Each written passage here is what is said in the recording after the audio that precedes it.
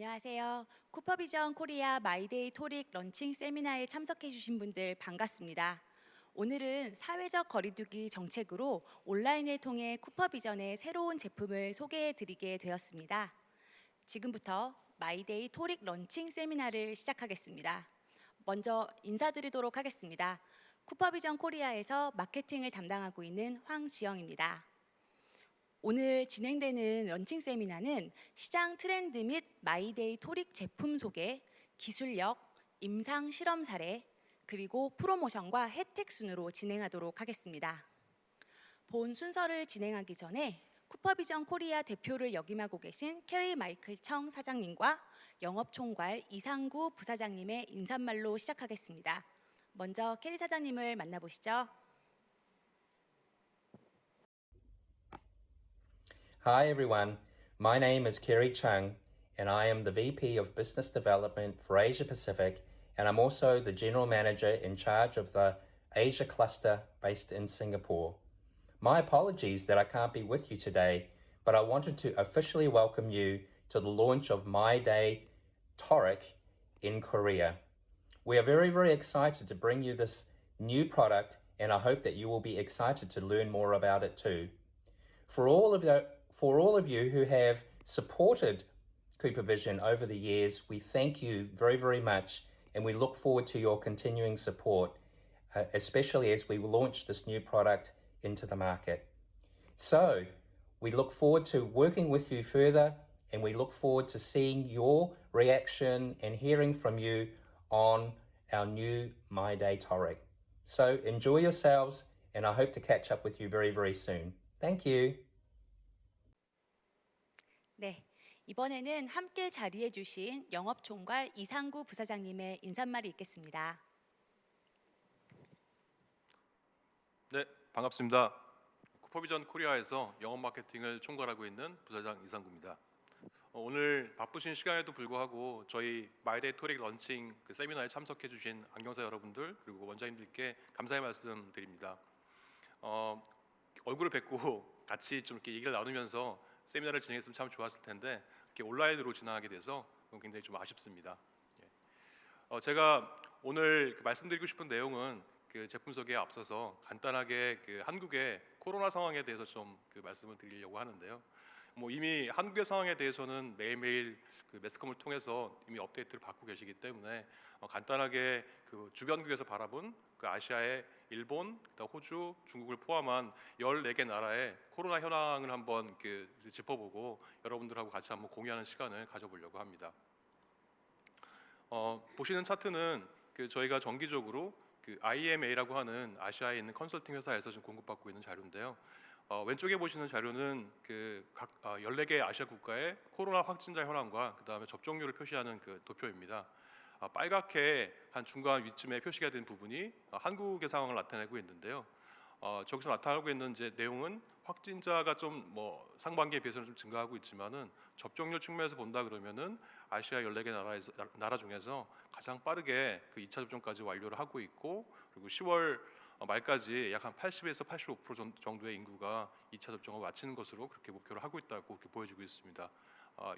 요 내용은 아마 아시아에서 가장 빠른 진도로 한국이 진행이 되고 있다라고 말씀드릴 수 있을 것 같고요. 그리고 아울러서 여러분들 잘 알고 계시는 구글 코리아에서 국민들의 이동량을 측정을 해봤는데 코로나 놀라운 부분 중에 하나인 것 같은데 코로나 이전하고 비교해 봤을 때 약 한 8% 정도 국민들의 이동량이 증가한 추세라고 그렇게 보여지고 있습니다. 그리고 오른쪽에 보시는 내용은 한국의 경제 상황을 코로나 이전과 코로나 이후를 비교해서 보여준 차트인데요. 가운데 동그랗게 빨간색으로 표시된 부분이 여러 가지 경제 상황들을 고려해서 보여주는 그래프입니다. 이 안에 소비자 심리, 소비자들의 어떤 소비 심리라든지 가계 지출이라든지 생산 지수라든지 수출 수입 그리고 GDP 등을 한꺼번에 고려해서 그렇게 그래프로 나타낸 도표인데요. 코로나 때 굉장히 힘들었던 부분이 가장 밑에 있는 부분인데 그 이후에 점차 회복해서 앞으로 향후에는 조금 더 빠른 속도로 코로나 이전으로 돌아갈 수 있는 것으로 이렇게 보여지고 있습니다. 아마 선생님도 원장님 다 아시다시피 저희가 상반기를 지나면서 이제 하반기 들어오면서 근래 코로나 확진자 숫자가 2,000명, 3,000명 정도로 이제 넘나들고 있지 않습니까? 그래서 많이 걱정들을 하고 계시는 걸로 알고 있고 저희도 좀 걱정이 되는데 이런 추세들로 봤을 때 한국이 코로나에서 벗어나는 어떤 부분들은 앞으로도 조금 더 하나씩 빠르게 진행되지 않을까라고 그렇게 예측을 하고 있습니다. 그래서 이런 이제 회복세를 저희가 바탕으로 해서 새로운 프리미엄 제품인 마이데이 토릭의 런칭을 준비하게 됐고요. 그래서 뭐 이미 여러분들 다 아시겠지만은 저희 쿠퍼비전은 원장님들하고 안경사 선생님들하고 함께 같이 간다는 그런 어떤 모토로 회사를 운영을 하고 있습니다. 이런 모토는 앞으로도 계속 지속이 될 거고요.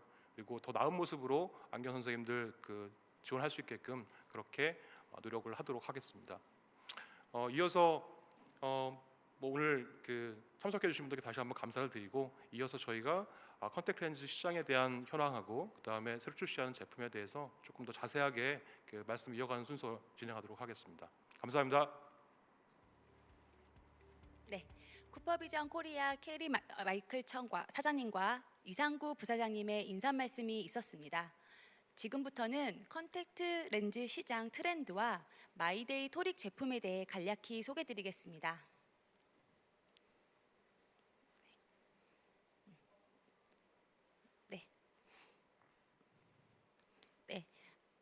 리테일 데이터 조사 기관인 GfK 리포트에 따르면 2019년까지 10%의 성장을 거듭해온 컨택트 렌즈 시장이 2020년 코로나 사태를 겪으며 급격하게 하락세를 겪게 되었습니다. 2021년 상반기에는 재작년 시장 성장의 절반 수준인 7.2%의 성장세를 기록했고 이는 전년 큰 하락에 대한 기저효과로 보여집니다. 2021년 4월 1단계 수준이었던 시장이 확진자 증가와 함께 사회적 거리두기 단계 수준이 증가했으나 하반기에는 거리두기와 상관없이 코로나 이전 수준을 회복해 가고 있는 것으로 나타났습니다. 이후 2023년은 다시 상승세를 이어갈 것으로 시장은 예측되고 있습니다. 2021년 4월 MAT 기준 병렌즈를 제외한 팩렌즈 시장 규모는 5,025억 원이며 이 중 사이하이 제품의 비중은 52.7%로 하이드로겔 제품의 비중을 앞지르고 있으며 향후에도 상승세가 이어갈 것으로 예상되고 있습니다. 제품을 크게 엔트리, 미드, 프리미엄으로 나누어 볼 때 전체 시장에서 프리미엄 제품의 비중은 44.8%로 나타나고 있어 시장 규모의 상당 부분을 차지하고 있는 것을 볼 수 있습니다. 같은 기간 기준 원데이 토릭 시장은 612억 원 규모로 전년 동기 대비 3.7% 성장했습니다. 거리두기 단계가 완화된 10월에 정부 재난지원금이 지급되었던 5월보다 더 큰 판매 규모를 보이며 전년 동월 대비 플러스 성장세를 보였고 2월부터 전년 동월 대비 크게 성장세를 보이며 작년 동월 기준 28.5% 성장했습니다. 토릭 시장은 2019년 수준을 회복했을 뿐만 아니라 19년 대비해서도 큰 성장세를 보이는 시장임을 알 수 있습니다. 국내 원데이 렌즈 비중은 64%로 매년 성장세를 거듭하고 있는데요. 앞으로도 소비자들의 니즈가 꾸준히 증가하는 제품으로 판매 수요의 증가가 예상됩니다. 전체 토릭 렌즈의 비중은 약 22%로 토릭 시장의 성장세를 볼 때 전체 원데이 토릭 렌즈 시장의 성장세도 기대되고 있습니다. 현재 컨택트 렌즈 시장의 트렌드를 정리해 보면 코로나 이후 시장 회복 및 성장세를 보일 것으로 예상되는 가운데 프리미엄 원데이 토릭 제품에 대한 니즈가 향후에도 증가할 것으로 예상되고 있습니다. 그럼 이런 트렌드를 분석해 볼 때 쿠퍼비전에서는 마이데이 토릭 제품을 출시하게 되었는데요. 그렇다면 마이데이 토릭은 어떤 제품 특징을 가지고 있을까요? 마이데이 토릭 제품은 크게 5가지 포인트로 정리해 드릴 수 있을 것 같습니다.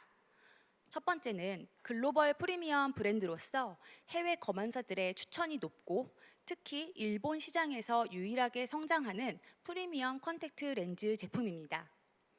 경쟁사 제품보다 뒤늦게 출시되었지만 2019년 성장세가 지속되면서 가장 높은 성장세를 이어가는 프리미엄 제품이 되었습니다.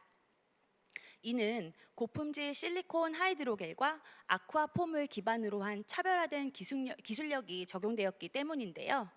제품 기술력에 대해서는 이후 진행되는 교육팀 및 해외 검안사 발표를 통해 구체적으로 설명드리도록 하겠습니다. 기술력을 바탕으로 한 마이데이 토릭은 촉촉한 프리미엄이라는 소비자 피드백을 받았는데요.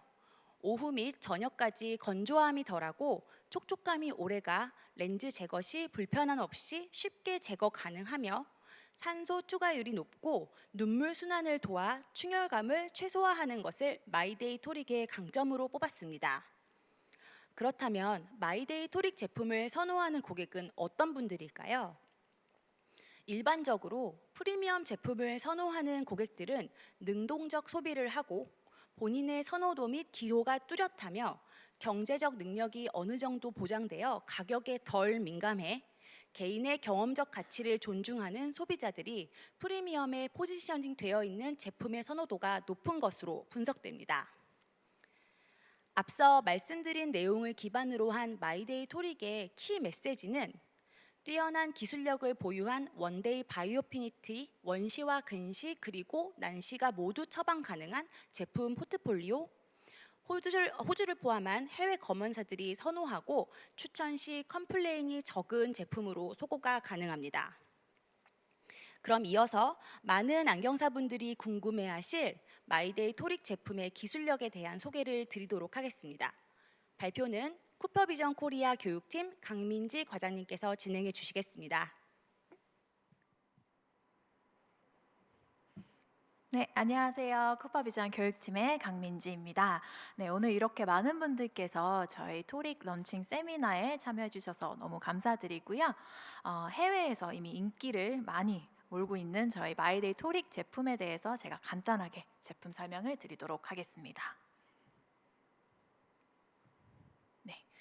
최근 들어 많은 소비자분들께서 눈 건강에 신경을 굉장히 많이 쓰시는데요. 아무래도 콘택트 렌즈 같은 경우에 눈에 닿는 의료기기이기 때문에 가격도 중요하지만 품질도 굉장히 중요한 부분이 있습니다. 네, 마이데이는 높은 산소 투과율을 가지고 있고요. 근시 같은 경우는 100, 난시는 80으로 이제 눈이 필요한 산소를 충분히 투여시켜 맑고 깨끗한 눈 상태를 유지할 수 있게 도와주죠. 그리고 바이오피니티에 들어가는 그 기술 그대로 아쿠아폼 기술을 적용을 해서 하루 종일 편안한 착용감을 느끼실 수가 있습니다. 그리고 바이오피니티 토릭에 들어가고 있는 수평면 동일 두께 디자인을 저희가 마이데이 토릭 원데이에 그대로 적용을 했다는 점 잊지 마시고요. 아쿠아폼 기술 같은 경우에는 수분을 효율적으로 끌어당기는 그런 기술력을 가지고 있어서 오랜 착용하셔도 눈 건조감에 도움을 주는 제품입니다. 여기 보시면은 마이데이 제품군 몇 년 전에 마이데이 근시는 이미 한국에 출시가 된 상태이고요. 드디어 기다리셨던 마이데이 토릭이 출시가 되었습니다. 그리고 마이데이 멀티포컬도 조만간 출시가 될 예정이니 많은 기대 부탁드릴게요. 네, 아까 앞서 말씀드렸지만 마이데이 토릭은 바이오피니티의 원데이 버전이라고 보시면 되겠는데요. 글로벌적으로 이미 바이오피니티 토릭을 많이 처방을 하고 계시는데 그 기술력 그대로 저희가 가져왔기 때문에 마이데이 토릭의 난시 교전력 또한 되게 뛰어나다고 보시면 되겠습니다. 네, 그럼 이번 마이데이 산소 전달력이랑 성능에 대해서 제가 한번 설명을 드리도록 할게요. 네, 다들 아시다시피 각막 저산소증으로 인해 생길 수 있는 부작용이 여러 가지가 있죠. 예를 들면은 각막 팽창, 상피낭종 등등 근시 증가. 근데 이 중에서도 윤부충혈이 우리가 흔히 가장 접할 수 있는 부작용 중에 하나인데요. 자, 이 저산소증으로 생길 수 있는 윤부충혈 왜 생기는지 한번 보도록 하겠습니다. 여기 차트를 보시면은 보라색으로 표시된 부분이 이제 높은 DK by T를 의미를 하고 있고요. 빨간색 혹은 노란색은 좀 낮은 DK by 수치를 의미하고 있습니다. 위에 마이데이 근시 같은 경우에 업체에서 나오는 DK by 수치는 일반적으로 중심부를 일으키고 있는데 이제 두께 같은 경우에 이제 옆에 주변부는 마이너스 같은 경우에 더 두꺼워질 수밖에 없죠. 그래서 평균적으로 전체적인 렌즈의 평균 DK by T는 낮아질 수밖에 없는데요.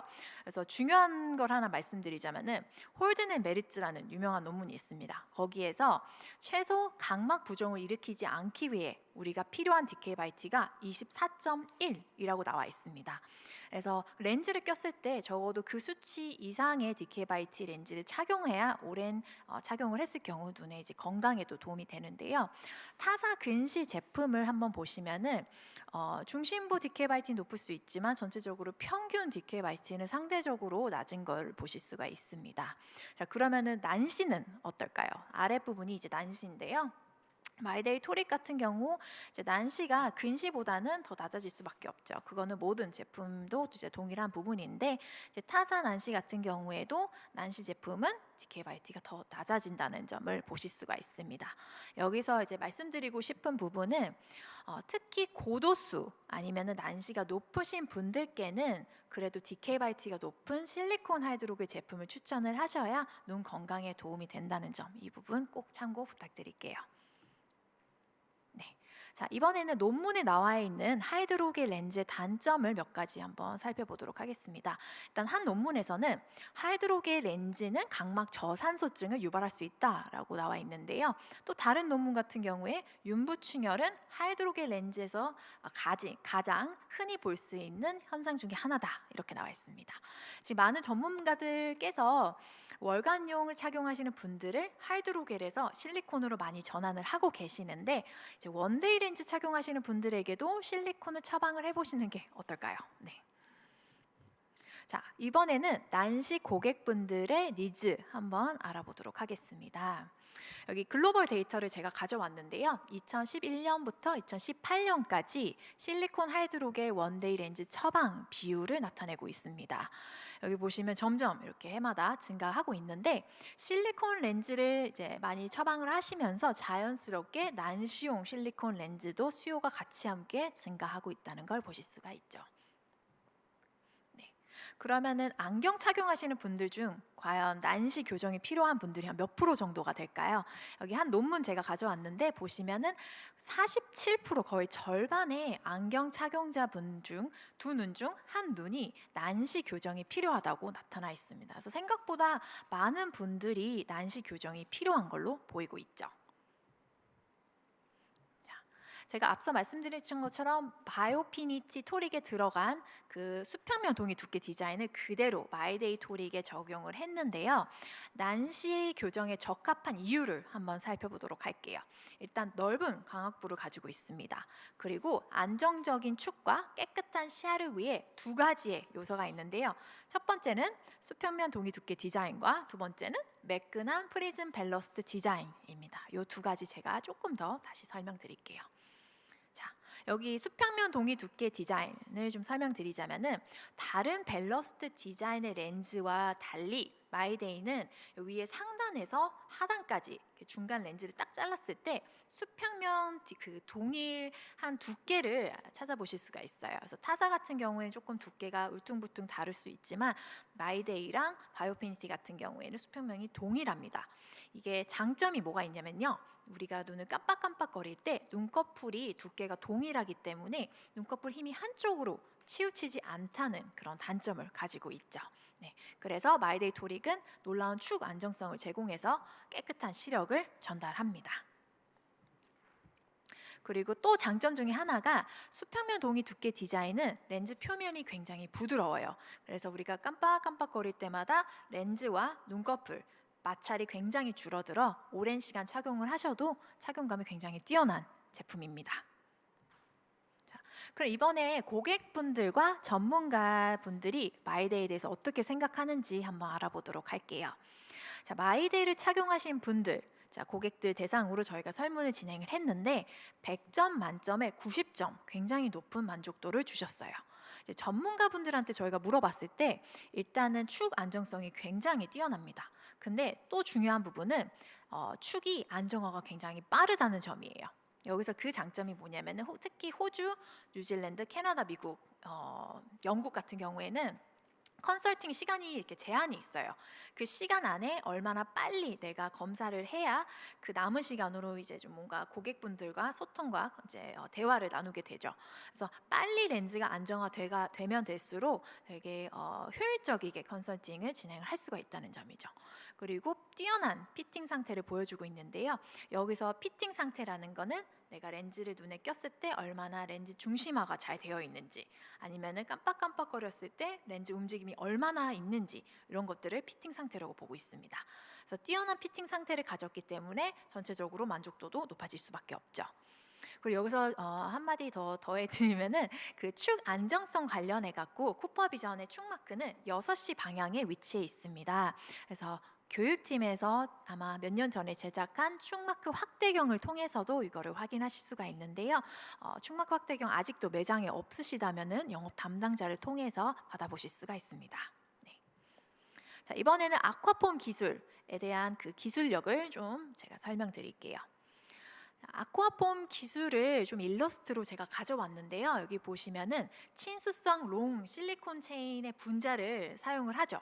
그래서 그 중간중간 사이에 물이 굉장히 많이 가두어집니다. 전체적으로 렌즈가 촉촉해지고, 그래서 함수율도 높고, 그리고 착용감도 굉장히 만족도가 높죠. 네. 그리고 전체적으로 적은 실리콘을 사용하기 때문에 렌즈가 많이 흐물흐물거리고 이제 굉장히 부드럽고 유연하기 때문에 이제 렌즈를 끼자마자의 그 착용감 또한 굉장히 높다는 것을 느끼실 수가 있습니다. 네, 굉장히 중요한 부분, 이번에는 스펙에 대해서 좀 간단히 말씀을 드릴게요. 첫 번째, 모듈러스가 굉장히 낮은 제품입니다. 0.4로 쿠퍼비전 실리콘 하이드록의 제품 중에서 가장 낮은 모듈러스를 가지고 있고요. 두 번째는 높은 산소 투과율입니다. 근시 같은 경우엔 DK/T가 100이고요. 난시는 80으로 되게 건강한 눈 상태를 유지시켜주는 데 도움을 주죠. 세 번째는 높은 함수율 54%로 굉장히 높은 함수율을 자랑하고 있는데, 많은 분들께서 간혹 오해를 하실 때가 있어요. 함수율이 너무 높으면은 눈물을 빼와서 내 눈이 건조해지는 거 아니냐라는 이제 오해를 하시는데, 아쿠아폼 기술 자체가 탈수율이 굉장히 낮은 게 큰 장점입니다. 그래서 오랜 시간 뭐 한 8시간, 12시간 착용을 해도 전혀 문제가 없다는 점 다시 강조드리고요. 마지막으로는 자외선 차단이 가능한 기능이 더해졌다는 거 기억해 주세요. 네. 이번에는 저희 경도와 산소 투과율의 상관관계를 한번 알아보도록 하겠습니다. 자, 일반적으로 DK가 높아지면은 실리콘이 더 들어가기 때문에 경도가 올라갈 수밖에 없죠. 그래서 지금 보시는 것처럼 이렇게 올라가는 상관관계를 보이는데, 마이데이 같은 경우에는 DK는 높은데 그거에 반해서 경도가 굉장히 낮습니다. 그래서 일반적인 그 상관관계에서 벗어난 그런 스펙을 가지고 있죠. 그래서 경도와 DK를 굉장히 잘 밸런스 시킨 제품이라고 보실 수 있습니다. 네. 0.4의 낮은 경도, 아까 말씀드린 것처럼 쿠퍼비전 실리콘 렌즈 중에서 가장 낮은 모듈러스를 가지고 있고요. 저희가 고객분들에게 이제 렌즈를 착용했을 때 10명 중 9명이 마이데이 제품이 다른 제품보다 훨씬 부드러웠다고 답변을 해주셨습니다. 그래서 고객분들에게도 만족도가 굉장히 높은 제품입니다. 네. 그리고 시중에 나와 있는 저희 제품 클래리티보다도 마이데이가 모듈러스가 조금 더 낮다는 걸 보실 수가 있죠. 네. 자, 이 부드러운 착용감을 자랑하는 마이데이, 일단은 저희가 안 전문가분들에게 한번 물어봤어요. 근데 물어봤을 때 전문가분들의 60%가 다른 타사 제품보다는 마이데이를 처방하는 데 훨씬 더 선호한다 라고 답변해 주셨고요. 그리고 이제 소비자분들 6명 중에 5분이 다른 타사 원데이보다 마이데이 핸들링을 훨씬 선호했다라고 말씀해 주셨습니다. 여기서 말하는 핸들링이라는 거는 렌즈를 꼈다 뺐다 할 때 얼마나 쉬운지, 특히 렌즈를 처음 착용하시는 분들 같은 경우에는 꼈다 뺐다 하는 걸 되게 잘 못하시는 분들이 많으세요. 근데 이제 마이데이 제품 자체가 핸들링이 굉장히 좋기 때문에 외국에서도 처음 렌즈를 착용하시는 분들에게 추천하는 제품입니다. 네. 그리고 뭐 너무 당연하지만 DK/T가 높기 때문에 일반 하이드록의 제품에 비교를 했을 때 한 4배 정도 더 높은 산소 투과율을 보여주고 있죠. 아마 되게 많이 보셨던 차트 차트일 텐데요. 이거는 네이슨 에프론이라는 충혈도 차트를 제가 가져왔습니다. 그래서 네이슨 에프론 박사가 이제 모든 콘택트 렌즈 관련 부작용을 이렇게 그레이드로 이렇게 차트를 만들었는데요. 여기 보시면 0단계에서 4단계로 이렇게 나눠져 있습니다. 우리가 흔히 일반적으로 봤을 때 이제 0단계는 되게 건강함, 굉장히 건강함, 그러니까 10살 미만인 이제 친구들한테 대부분 뭐 0단계가 보이고요. 일반적인 사람들 같은 경우에 1단계, 1.5 아니면 혹은 뭐 많으면 뭐 2단계까지도 보여지고 있습니다. 이제 마이데이를 저희가 100분에게 착용을 시켜 연구 실험을 진행을 했는데요. 마이데이를 착용한 분들의 98%가 2단계보다 적은 윤부 충혈을 보여줬다고 결과가 나왔습니다. 그래서 굉장히 높은 산소 투과율을 자랑하고 있기 때문에 특별히 렌즈로 인해서 충혈은 생기는 것 같지 않은 걸로 결과가 나와져 있죠. 자, 함수율 54%의 굉장히 높은 함수율을 자랑하고 있는데요. 저희가 말하는 이 함수율은 전체적인 렌즈, 특히 그 중심부 함수율을 의미하고 있습니다.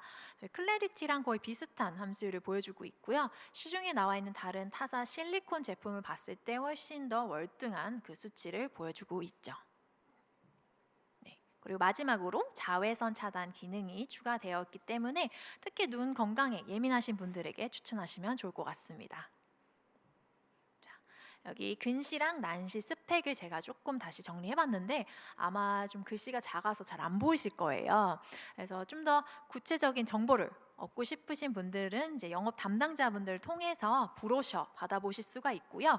최근에 교육팀에서 마이데이 런치를 위해서 정점간 거리 환산표도 제작을 했습니다. 그래서 이것도 같이 받아보실 수 있습니다. 제가 이제 앞서 말씀드린 부분을 좀 요약해서 다시 말씀드릴게요. 바이오피니티 토릭과 동일한 수평면 동의 두께 디자인을 저희 마이데이 토릭에 그대로 적용을 했습니다. 그리고 롱 실리콘 체인의 아쿠아폼 기술을 사용을 해서 굉장히 편안하고 촉촉한 재질을 가지고 있고요. 착용 직후 만족도도 굉장히 높지만 오랜 렌즈를 착용할 때에도 만족도가 되게 뛰어나다는 점 잊지 말아주세요. 그래서 전체적으로 봤을 때 산소 투과율, 함수율, 그리고 이 모듈러스 3개의 굉장히 뛰어난 밸런스를 가지고 있는 좋은 제품입니다. 네, 제가 오늘 준비한 자료는 여기까지고요. 열심히 들어주셔서 감사합니다. 감사합니다. 네, 강민지 과장님 감사합니다. 다음은 마이데이 토릭 기술력에 대한 설명을 뒷받침해줄 실제 임상 실험 사례에 대해 소개를 드리도록 하겠습니다. 발표는 호주 뉴질랜드 검안사 이석헌님께서 진행해 주시겠습니다. 네, 안녕하세요. 네, 저는 호주와 뉴질랜드에서 두 나라에서 검안사로 일하고 있는 이석헌이라고 하고요. 일단 시작하기에 앞서서 이 자료를 마련해 주신 쿠퍼비전 코리아 관계자분들께 감사의 말씀드리고 마이데이 토릭이라는 좋은 제품을 한국에 출시하시게 된 거 정말로 축하드립니다. 그리고 보통 이런 런칭 이벤트 하면은 밥 먹으러 가는 게 크잖아요. 저는 그런데 이렇게 온라인으로 하는 이벤트임에도 불구하고 시간 내서 와주신 안경사 선생님들께 감사의 말씀드리면서 여러분들의 시간 아깝지 않게 알찬 시간이 될 수 있도록 제가 경험했던 것들 나눠보도록 하겠습니다. 네, 오늘 여러분과 이야기 나눌 내용인데요. 먼저 해외 검안사들은 마이데이 토릭을 어떻게 생각하는지, 또 마이데이 토릭의 장점은 무엇이고 어떤 사람들에게 주로 추천하는지를 아주 간략하게 짚어보고 실제 제 환자들의 임상 사례와 흔하게 볼 수 있는 클레임 처리 방법들을 위주로 나머지를 채워볼까 합니다. 그리고 마지막 질의응답 시간이 있을 예정인데요. 혹시라도 제가 설명하는 사례들이 나라면은 이렇게 해결하지 않았을 텐데 아니면 나라면 조금 다르게 했을 텐데 하시는 부분들이 있으면은 꼭 Q&A 시간 때 알려주시고 좋은 질문들 많이 해주시기 부탁드립니다.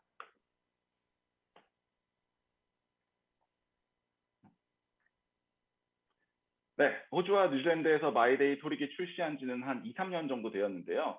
몇 년간 제품을 사용해온 다른 검안사분들과 얘기를 했을 때 가장 먼저 얘기하는 부분은 바로 편의성입니다. 앞서 강민지 과장님도 설명해 주셨지만 이 마이데이 토릭이 다른 렌즈들에 비해서 핸들링이 참 쉽게 되어 있어요. 그리고 이거는 사람들이 좀 쉽게 생각 못하는 부분인데 렌즈 박스 자체도 패키징 자체도 좀 뜯기가 쉽게 되어 있거든요. 이걸 렌즈 안 끼시는 분들은 이게 왜 중요한가 좀 모르실 수도 있는데 사실 아침에 출근해야 되는데 바빠 죽겠는데 렌즈가 안 뜯긴다든지 아니면은 급하게 뜯다가 렌즈가 전부 다 뜯긴다든지 하면 이게 상당히 스트레스거든요. 그래서 좀 편의성이 높은 제품이다라는 게 대체적인 인식이고요. 두 번째로는 접근성이 높은 프리미엄이라는 제품의 이미지를 가지고 있습니다. 가격대가 꽤 있는 제품임에도 불구하고 정말로 많은 사람들이 사용하는데요. 출시된 지 2, 3년밖에 안 됐음에도 불구하고 실제 제가 자주 보는 렌즈 한 세 손가락 안에 드는 것 같아요. 아마 마이데이 토릭이 난시용 원데이 중에서는 가장 흔하지 않을까라는 그런 생각도 드는데, 호주에서 한국산 가전제품 이미지가 약간 이래요. 요즘 말로는 국뽕이라고 하죠. LG나 삼성 같은 한국산 가전제품이 참 이런데, 유럽산처럼 쓸데없이 비싼 건 아니면서도 어떤 프리미엄의 이미지는 가지고 있는 그런 인식이 있습니다. 그리고 이건 진짜 진심으로 하는 얘기인데요. 제가 평소에 렌즈를 마이데이 토릭을 낍니다. 오늘도 마이데이 토릭을 끼고 있고요. 착용을 하고 있고요. 오늘 좀 집중하기 힘드시다. 제가 하는 강의가 너무 재미가 없다. 그러면 이거 하나만 기억하시면 될 것 같습니다.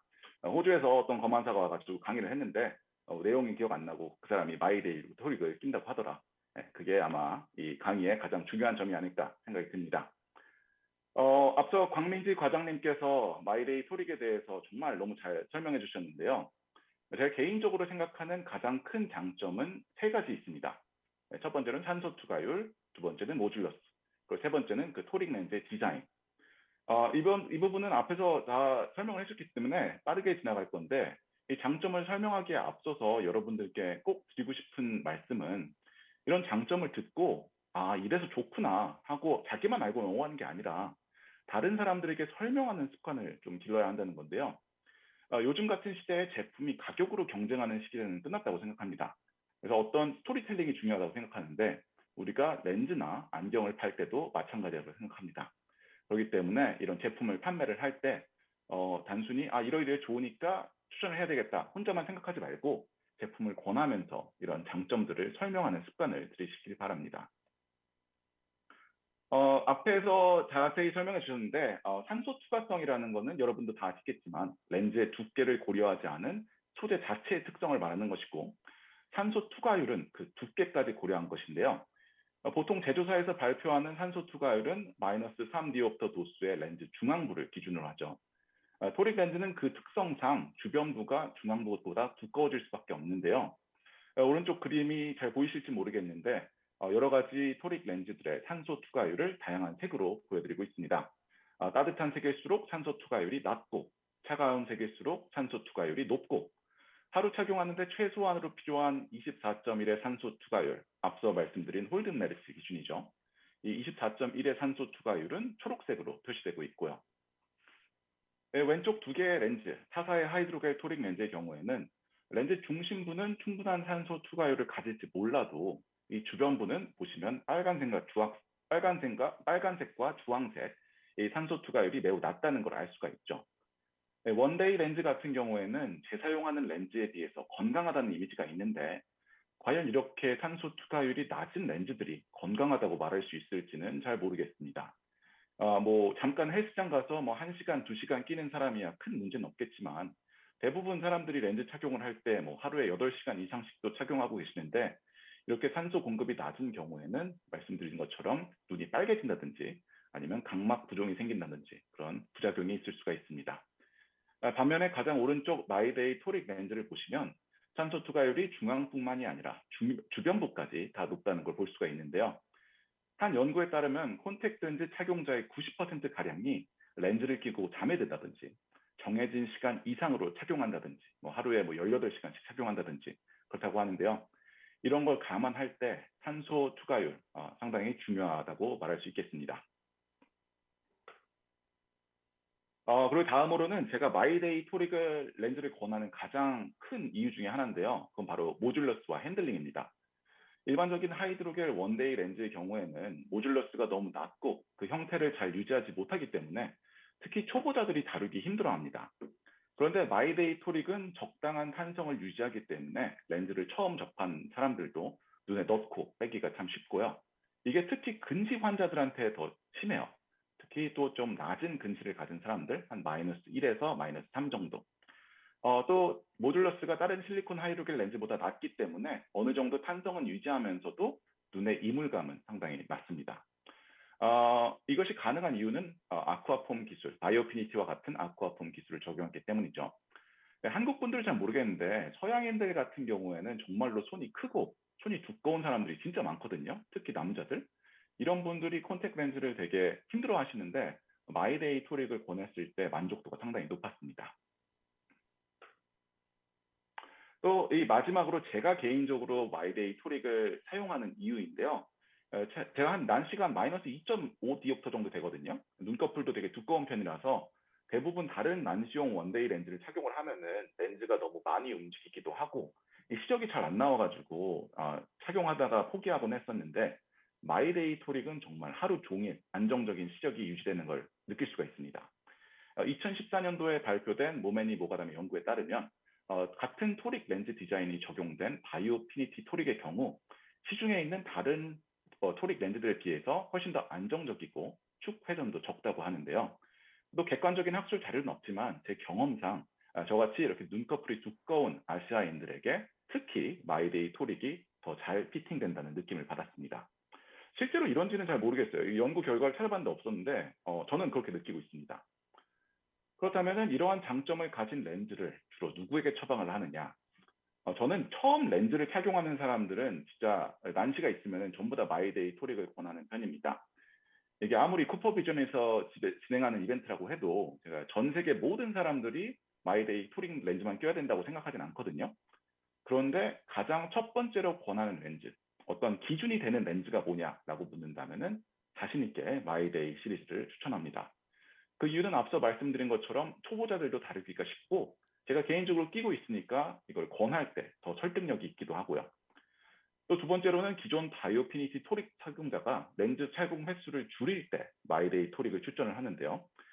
요즘 사회적 거리두기 때문에 외출이 줄어들고 때문에 렌즈 사용 횟수를 줄이시는 분들이 많은데 앞서 말씀드린 것처럼 두 렌즈는 아쿠아폼 기술이나 토릭 렌즈 디자인이 같기 때문에 서로 변경할 때 용이합니다. 그래서 반대로 마이데이 토릭을 매일매일 사용하시다가 이 가격에 부담을 느끼시는 분들한테 저는 하이드로겔 렌즈, 다른 렌즈를 권하기보다 바이오피니티 토릭을 보통 권하는 편이기도 하고요. 또 이어서 난시가 있는데도 난시용 렌즈를 착용 안 하시는 분께 꼭 한 번씩 권해봅니다. 이게 칼라 렌즈를 착용 중이시던 아니면은 그냥 난시용 렌즈의 그 특이한 느낌이 싫어서 일반 렌즈를 끼시는 분들이 많이 있는데요. 난시용 렌즈의 선명한 시야를 한번 보여주고 왜 토릭 렌즈가 느낌이 다른지 그림과 함께 설명을 하면 대부분 이해를 하고 마이데이 토릭으로 선택을 하시더라고요. 이 교정되지 않은 난시로 인한 시력 저하가 업무 중에 집중력에 영향을 미치기도 하고 또 때로는 두통을 유발할 수도 있다는 점을 좀 자세히 설명을 하면은 외출할 때는 칼라 렌즈를 끼거나 아니면 운동을 할 때는 일반 구면 렌즈를 착용하더라도 공부하거나 일할 때 마이데이 토릭을 렌즈를 사용하도록 그렇게 유도하는 편입니다. 마지막으로는 앞서 산소 투과율을 설명할 때와 같이 고도 근시거나 고도 난시거나 아니면 타사의 하이드로겔 토릭 렌즈를 사용하는 사람들에게 이렇게 마이데이 토릭을 권하는 편인데요. 경험상 정말로 많은 분들이 현재 착용하는 렌즈가 불편함에도 그냥 굳이 바꾸지 않은 분들이 계세요. 그래서 다른 선택권이 있는 걸 모른다든지 아니면 그냥 익숙해서 계속 착용하던 렌즈를 착용하시는 분들이 있는데 제 기억나는 분은 어떤 한 분은 호주에서는 이미 단종된 한 20년 전에 판매하던 그런 제품인데 그냥 렌즈를 처음 낄 때부터 꼈기 때문에 그거를 해외에서 어렵게 구매해가지고 착용을 하시더라고요.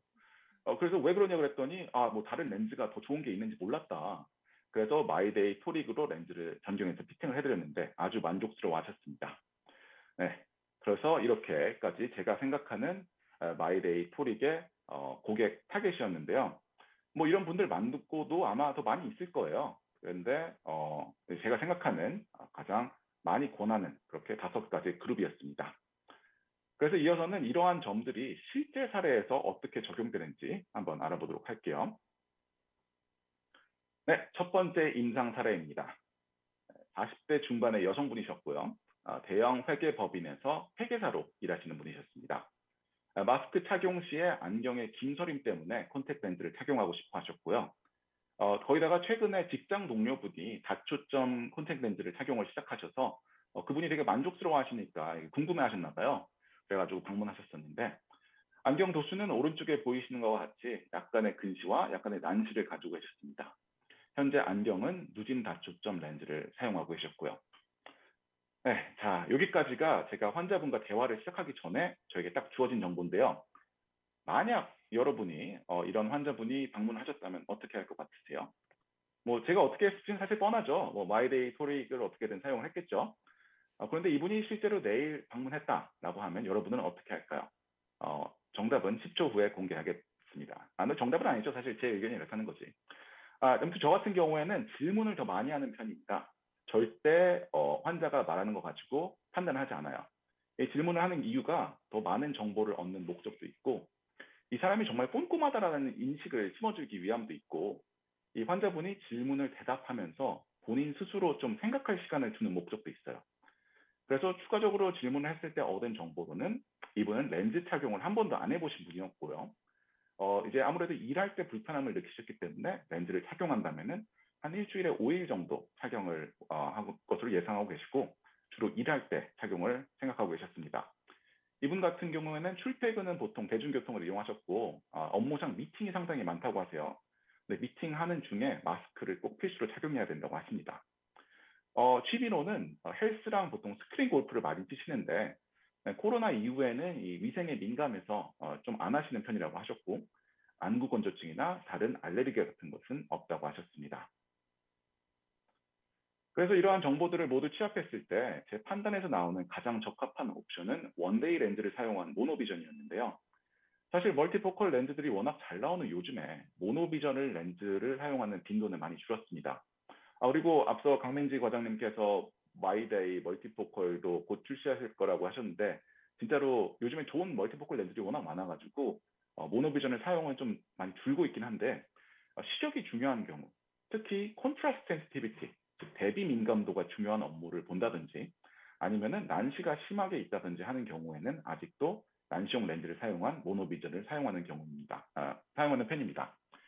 이번 사례의 경우에는 헷갈리기 쉬운 숫자들을 오랫동안 보는 회계사라는 직업 특성상 시력이 잘 나오지 않으면은 업무상 피로도가 증가할 수밖에 없는데요. 또 이분 같은 경우에는 위생에 되게 민감하신 분이라는 걸 알 수가 있었기 때문에 아무 고민 없이 원데이 토릭 렌즈인 마이데이 토릭을 권해드렸습니다. 게다가 이분 같은 경우에는 또 미팅이 많다고 하셨잖아요. 그래서 가끔 장거리로 시력을 교정한 다음에 돋보기 안경을 권하기도 하는데, 이런 경우에는 미팅에서 좀 많이 불편하실 것 같아서 모노비전을 권했습니다. 물론 모노비전에서는 또 특성상 단점들이 존재하죠. 입체 감각이 떨어진다든지 사물의 움직임을 인식하는데 좀 둔감해집니다. 때문에 좀 위험한 직업, 예를 들어서 뭐 오토바이 배달원이라든지 택시 운전사라든지 하는 경우에는 대체로 권하지 않는데요.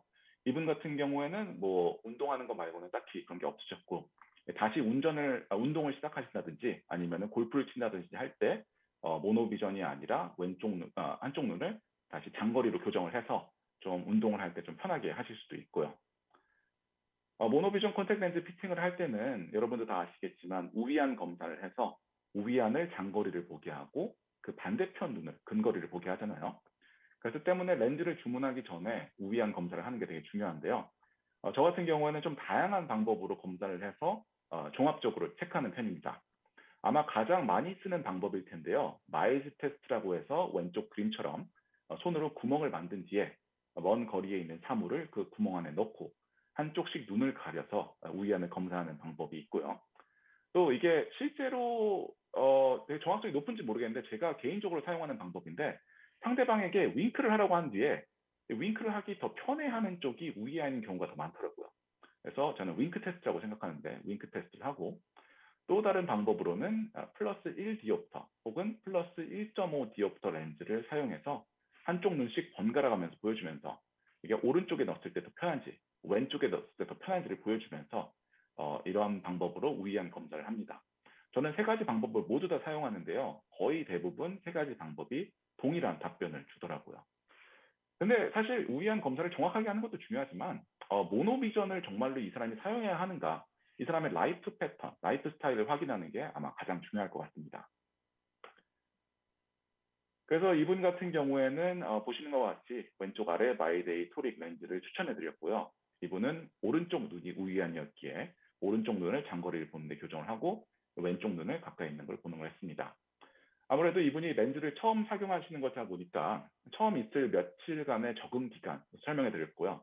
뭐 눈의 이물감이라든지 달라진 거리 감각이라든지, 또 왜 직장 동료분이 만족스러워한 멀티포컬 렌즈가 아닌 마이데이 토릭을 이용한 모노비전을 권했는지 제가 여러분들께 설명드린 거와 같이 똑같이 환자분에게도 설명을 해드렸고요. 또 나중에 골프나 운동을 할 때 아니면 운전을 할 때 왼쪽 눈의 콘택 렌즈를 장거리로 교정하는 방법도 상담을 해드렸습니다. 렌즈를 주문하고 피팅을 확인했을 때는 양쪽 눈 다 피팅이 잘 된 것을 확인할 수 있었고요.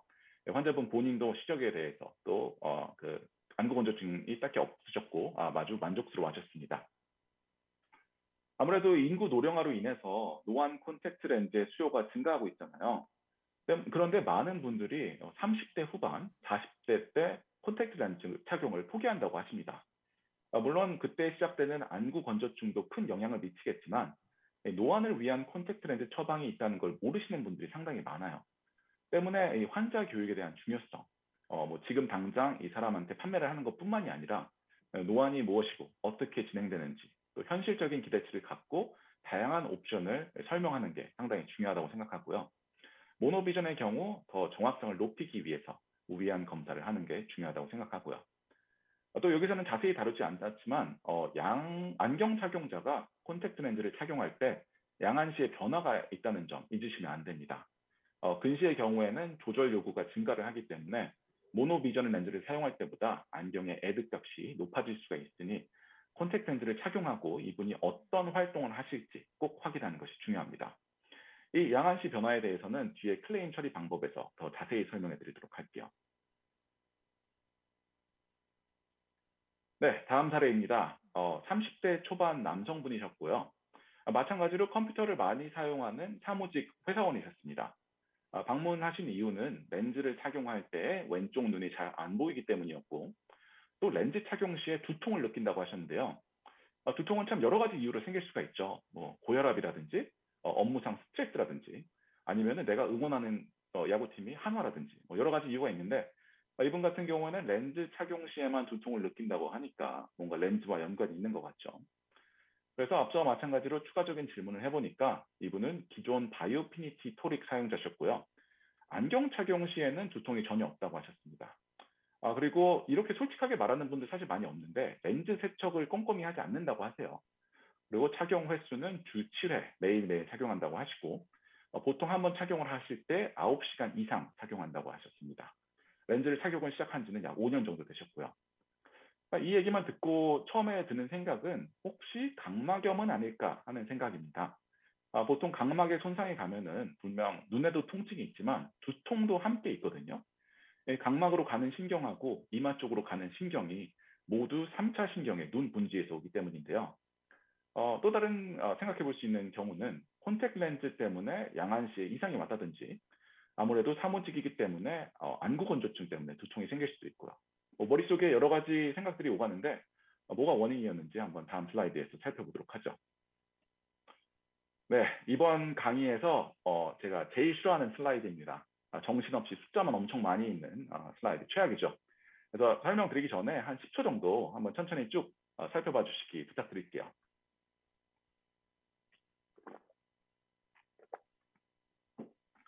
네, 일단 현재 착용하고 계신 콘택트 렌즈는 작년인 2020년에 처방되었고 당시에 맞춘 안경과 그렇게 크게 다르지 않았습니다. 굳이 따지자면은 왼쪽 눈의 도수가 약간 다르다는 정도.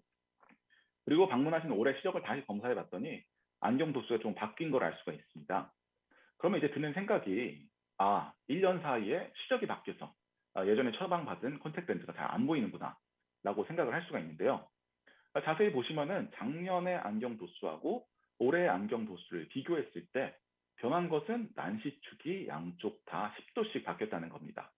오른쪽 눈은 180도에서 170도로, 왼쪽 눈은 5도에서 15도로 각각 10도씩 변했는데요. 그런데 똑같은 콘택트 렌즈를 착용하는데 왜 왼쪽 눈만 시력이 안 나올까요? 그 이유는 다음 슬라이드에서 한번 살펴보도록 하겠습니다. 그 이유는 난시축 회전에 있었는데요. 이번 사례의 환자의 경우에는 콘택트 렌즈를 착용했을 때 양쪽 눈 다 렌즈가 왼쪽으로 약간씩 회전한 상태였습니다. 왼쪽 눈과 오른쪽 눈 같은 방향으로 회전을 했는데 이 어떻게 운이 좋게 오른쪽 눈은 더 시력을 좋게 만드는 쪽으로 회전을 하고 왼쪽 눈은 시력을 더 나쁘게 만드는 쪽으로 회전을 했던 거죠. 때문에 양쪽 눈 다 1년 사이에 난시축이 똑같이 10도씩 바뀌었지만 같은 콘택트 렌즈를 사용했을 때는 오른쪽 눈은 시력이 좋고 왼쪽 눈만 시력이 나빠지게 된 것이죠. 이해 가시나요? 네. 혹시라도 헷갈리실 분들을 위해서 다음 슬라이드에서 라스 법칙에 대해서 좀 자세히 알아보도록 할게요. 아마 많은 분들이 아시겠지만 라스 법칙이라는 거는 난시용 렌즈가 회전했을 때 그걸 보정하는 방법인데요. 개인적으로 생각했을 때 컨택 렌즈 피팅을 하고 시력을 측정을 할 때 특히 소프트 컨택 렌즈에 있어서는 ARK의 정확성이 좀 떨어지는 편이라고 생각을 합니다. 그 이유로서는 안구 건조증이라든지 아니면 렌즈의 과도한 움직임 혹은 젊은 분들 같은 경우에는 이 과교정이라든지 프록시멀 어코모데이션이 있을 수가 있기 때문이라고 생각하는데요. 때문에 ARK에 너무 의존을 하는 것보다 콘택트 렌즈가 얼마나 회전하는지를 확인을 하고 피팅을 본 후에 그렇게 하는 것이 좋다고 생각합니다. 죄송합니다. 여기서 말하는 라스 법칙이라는 것은 left add, right subtract. 왼쪽으로 회전했을 때는 회전량을 더하고 오른쪽으로 회전했을 때는 회전량을 빼고. 근데 이 영어라서 좀 기억하기가 힘들잖아요. 그리고 저는 한국어를 사랑하는 편이기 때문에 새로운 법칙을 개발했습니다. 일명 오빠 법칙이라는 건데요. 오빠 기억하기 쉽죠. 이 오빠를 빠르게 얘기하면은 오빠, 오빠, 오빠, 오빼, 오빼, 오른쪽 빼기, 오른쪽 빼기로 기억하기가 쉽습니다. 왼쪽은 오른쪽이 빼기니까 당연히 더하기겠죠. 그리고 이거 회전량을 볼 때는 시계 시침을 기준으로 약간 추산을 하시면 됩니다. 그래서 예를 들어서 5시 방향에 난시축이 있다. 그러면은 30도, 오른쪽으로 30도. 7시 방향에 있다. 그럼 왼쪽으로 30도. 7시랑 6시 사이인데 6시에 더 근접하다. 그러면은 왼쪽으로 10도. 이런 식으로요. 그런데 사실 이렇게 추산하는 거는 정확성이 떨어지죠. 그래서 제가 권하는 방법은 바로 쿠퍼비전에서 제공하는 축 측정기입니다. 이거를 한국에서 많이 사용하시는지는 잘 모르겠어요. 근데 나온 지는 꽤 됐다고 하더라고요. 그래서 쿠퍼비전에서 제공하는 난시축 회전량을 보는 도구는 회전량을 정확히 잴 수 있게 각도기와 LED 라이트, 그리고 친절하게 어느 쪽이 더하는지, 어느 쪽이 빼는지 부호로 표시해주고 있고요. 중간에 스위치가 있기 때문에 어느 쪽으로 들어야 되는지 헷갈릴 일도 없습니다. 내가 아쉽지만 이 측정기를 실제 사용해 볼 기회는 없었는데요.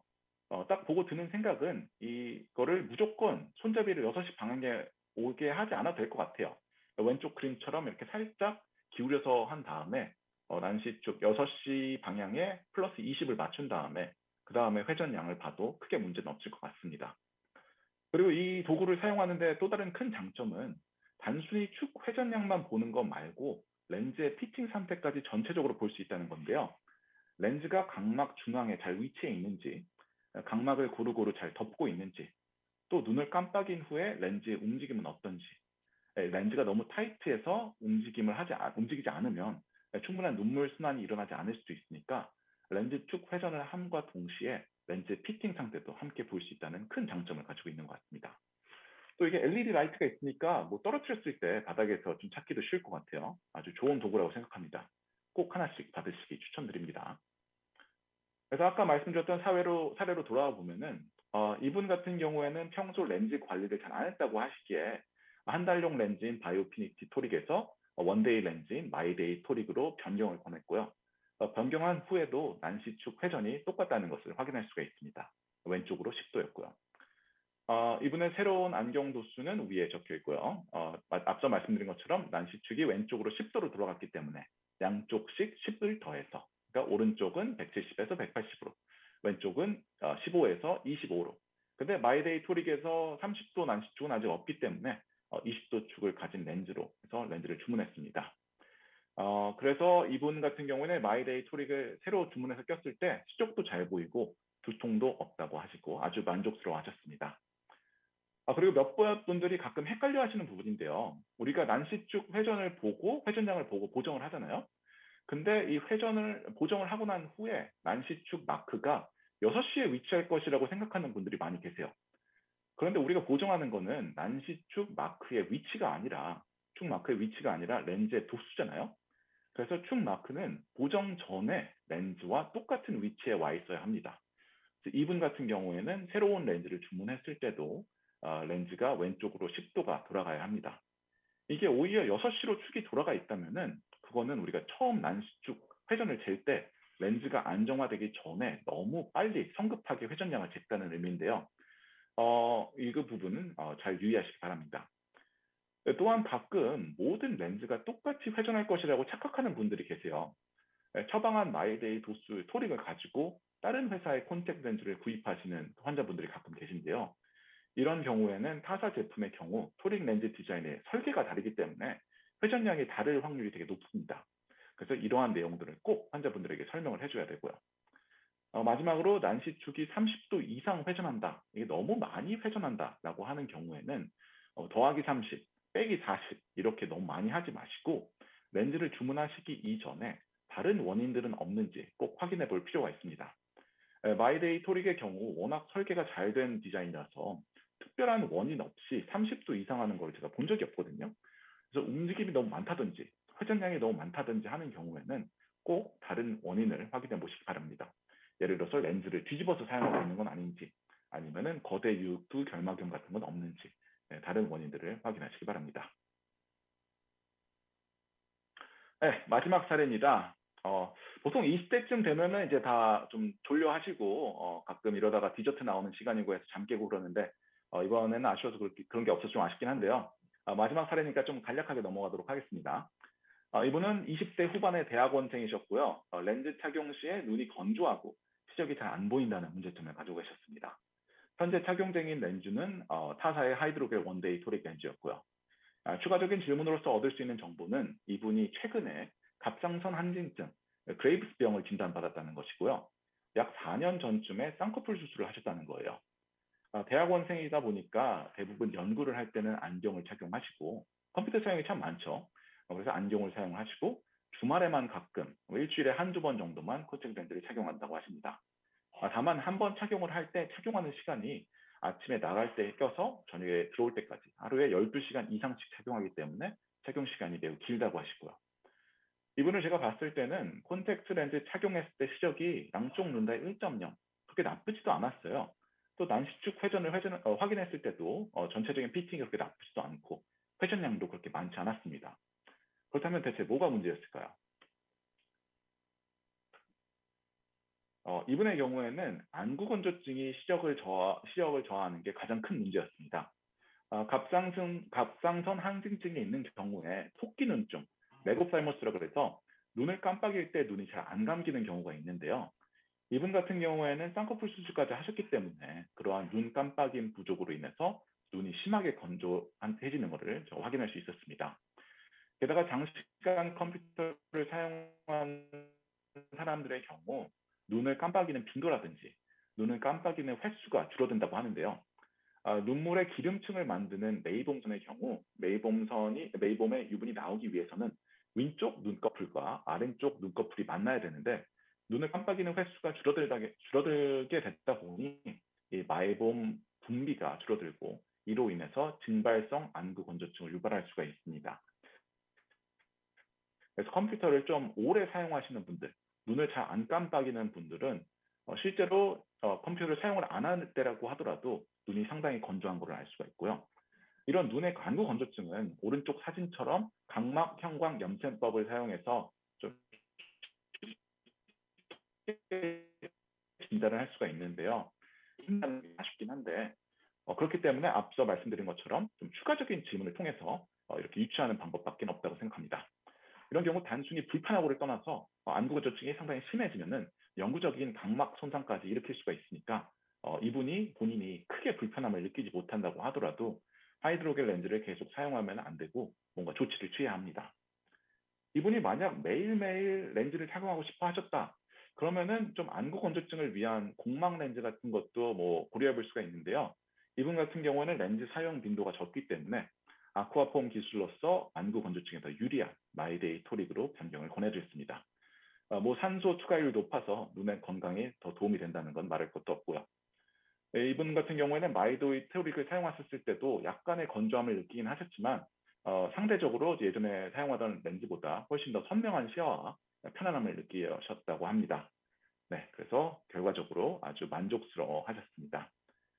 이렇게 세 가지 사례 쭉 살펴봤는데요. 혹시 나라면은 좀 다르게 이 방법을 해결했을 것 같다 하시는 부분들이 있으면은 꼭 Q&A 시간에 꼭 질의응답 시간에 알려주시기 바랍니다. 그래서 다음에는 자주 있는 클레임과 그 해결 방법들에 대해서 좀 설명해 드릴 건데요.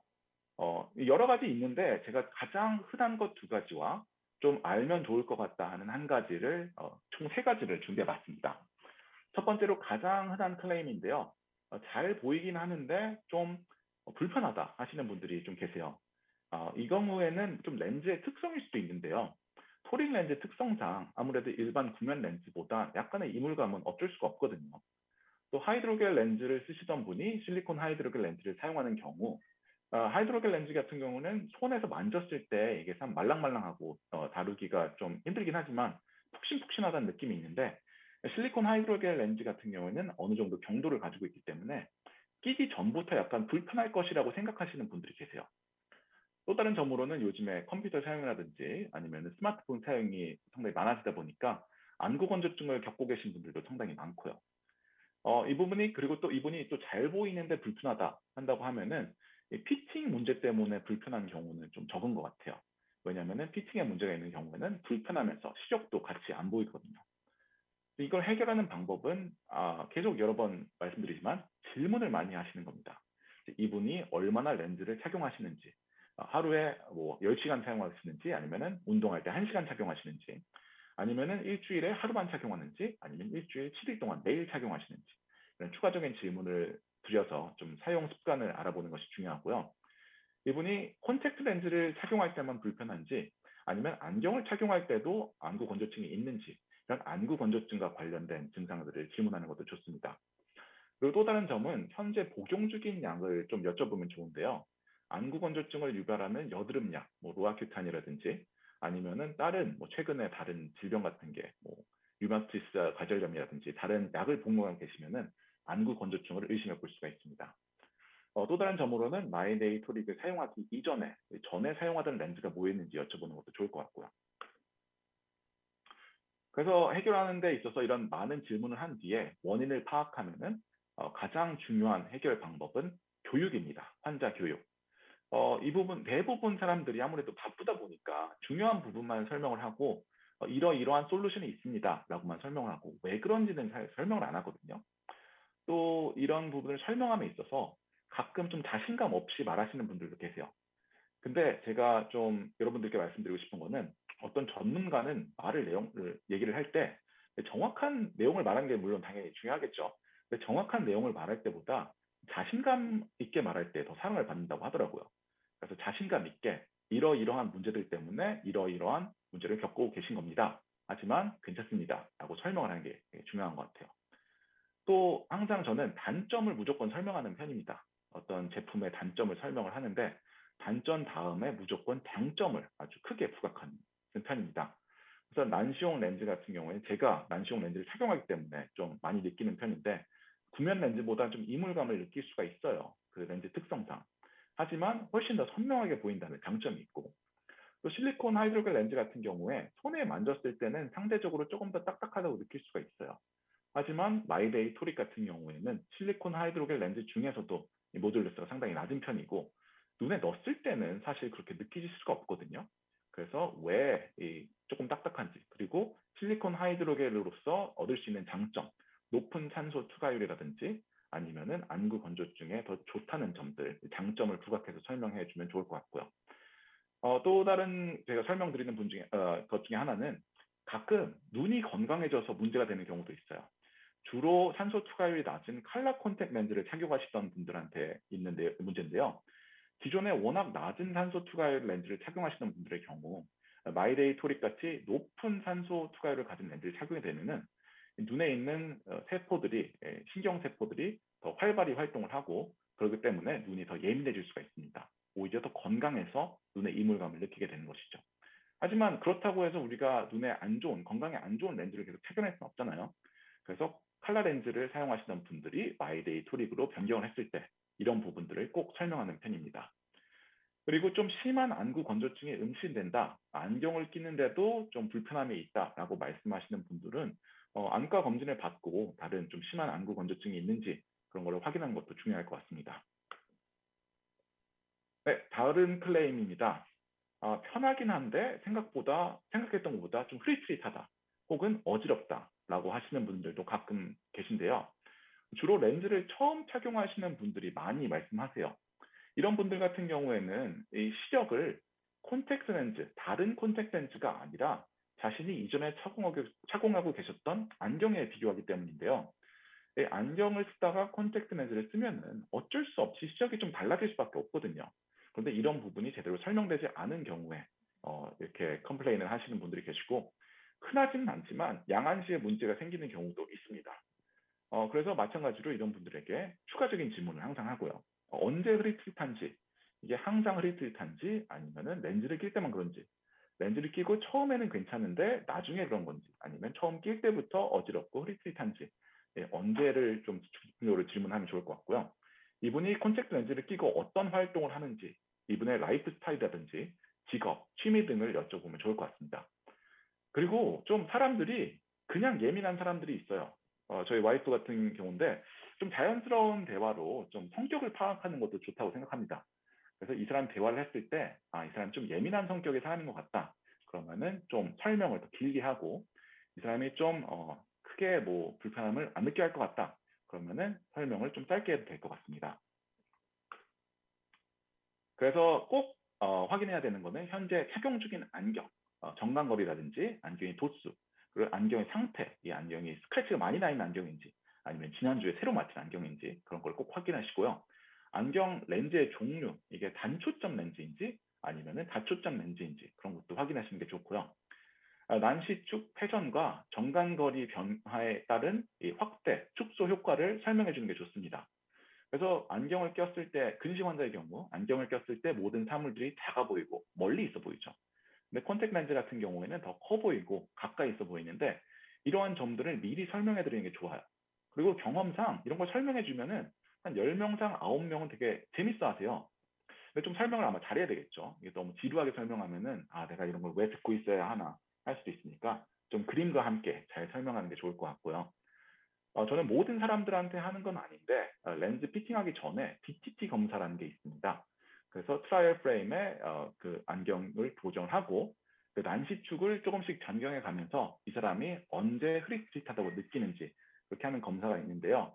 저는 좀 시간 관계상 모든 사람들한테 하는 건 아니고, 좀 대화를 했을 때 이 사람이 좀 A 유형의 성격이다, 좀 되게 예민한 성격이다 하는 분들에게 있어서는 꼭 이걸 하는 편입니다. 그래서 이게 좀 예민하다 그래서 콘택트 렌즈를 하지 않느냐? 그건 또 아니에요. 그래서 이런 부분을 설명할 때, 환자를 교육할 때 사용을 하고, 또 환자 입장에서도 어떤 경험, 예전에 검안사들은 이런 걸 안 했었는데, 이 사람은 되게 꼼꼼하다, 이런 어떤 새로운 경험을 제공하는 그런 방법으로 사용을 하고 있습니다. 또 이런 모든 체크가 다 끝났으면은 이제 콘택트 렌즈의 도수를 확인을 해야 되는데요. 렌즈를 착용한 이후에 난시축이 얼마나 회전했는지 회전량을 확인을 하고, 그 회전량을 다 보정을 한 다음에 렌즈의 오버 리프렉션을 해서 이 도수가 맞는지, 실제로 이분이 필요한 도수를 통해서 좋은 시력을 갖고 있는지 확인하는 부분이 좋은데요. 앞서 말씀드린 것처럼 저 같은 경우에는 ARK나 포럽터 사용보다는 난시축 회전량을 확인한 후에 오버 리프렉션을 또 트라이얼 렌즈를 사용해서 하는 편입니다. 좀 열린 공간에서요. 그 이유는 과교정이라든지 좀 오버 리프렉션, 오버 어코모데이션을 막기 위해서 그렇게 하는 편입니다. 그리고 이건 좀 흔한 편은 아닌데요. 너무 고도 근시가 엄청나게 높은 경우에 이 정간거리 계산을 좀 실수하시는 분들이 계세요. 그래서 제가 예로 보여드린 경우에는 마이너스 11디옵터에 마이너스 2.5디옵터의 란시를 가진 경우, 이 마이너스 11 부분만 거리를 계산하시는 분들이 계시거든요. 그런데 이 뒤에 난시 부분도 따로 계산을 해주셔야 됩니다. 저 같은 경우에는 뭐 이게 보정표도 있고 그러긴 한데, 저는 그냥 인터넷에 검색해 보시면은 계산기 같은 거 잘 나와 있거든요. 그래서 back vertex distance, 정감거리랑 이분의 안경 도수를 넣으면은 필요한 콘택트 렌즈의 도수가 딱 나오는 그런 계산기들이 많이 있으니 이런 거 꼭 사용하시기 바라고, 콘택트 렌즈를 사용했을 때 양안시에 문제가 생길 수 있다는 점 꼭 기억하시기 바랍니다. 그래서 근시의 경우 안경을 끼던 분이 콘택트 렌즈를 착용했을 때 외사위가 증가를 하기 때문에 계산 과다가 있다든지 아니면은 뭐 convergence insufficiency, 폭주 부전이 있다든지 하는 경우에 복시나 어지러움증을 유발할 수 있다는 점 기억해 주시기 바라고, 또 노안의 경우에는 조절 욕구가 증가를 하기 때문에 그런 애드값 같은 것도 확인해 주시는 것이 좋습니다. 또 마지막은 그렇게 흔하진 않은 것 같은데 가끔 있는 경우예요. 그래서 처음에는 잘 보이다가 몇 달 뒤에 좀 불편하고 또 시력도 잘 안 나온다 하시는 분들이 있는데요. 거의 원데이 렌즈에는 거의 못 보는 것 같아요. 그런데 이런 경우는 주로 원인이 알레르기성 결막염이라든지 아니면은 거대 유두 결막염인 경우가 많은데 이런 경우에도 좀 추가적인 질문으로 원인을 확인할 수가 있습니다. 그래서 이분이 평소에 알레르기가 있으신지 아니면은 이분이 원데이 렌즈를 혹시 재사용하고 계신지는 아는지 가끔 그런 분들이 있거든요. 돈이 아까워가지고 원데이 렌즈를 산 다음에 한 달용 렌즈 쓰는 것처럼 재사용하시는 분들이 있는데 이런 분들은 꼭 2번 물어보셔야 돼요. 그래서 재사용하세요. 그러면은 안 한다 그러다가 진짜로 재사용 안 하세요. 2번 물어보면은 사실 재사용합니다. 이렇게 하시는 분들이 있거든요. 그래서 꼭 여러 번 물어보시고 확인을 하시는 게 좋고 렌즈의 움직임을 꼭 확인하셔야 돼요. 그래서 앞서 말씀드린 그 난식주 회전량을 보는 도구를 이용해서 이 축 회전이 많이 되는지 30도 이상이라면 무조건 의심해 봐야 되고요. 렌즈 움직임이 한 2mm 이상일 때 보통 이렇게 밝은 빛을 쐈을 때 동공의 크기가 젊은 분들은 한 3mm, 좀 나이 드신 분들은 한 2mm 정도 되는데 렌즈가 동공 크기보다 더 많이 움직인다. 그러시는 분들은 꼭 이런 다른 원인들을 찾아보는 게 좋습니다. 네, 그래서 이렇게 클레임 3가지와 제가 실제 겪었던 임상 사례 3가지를 여러분께 한번 말씀드려봤는데요.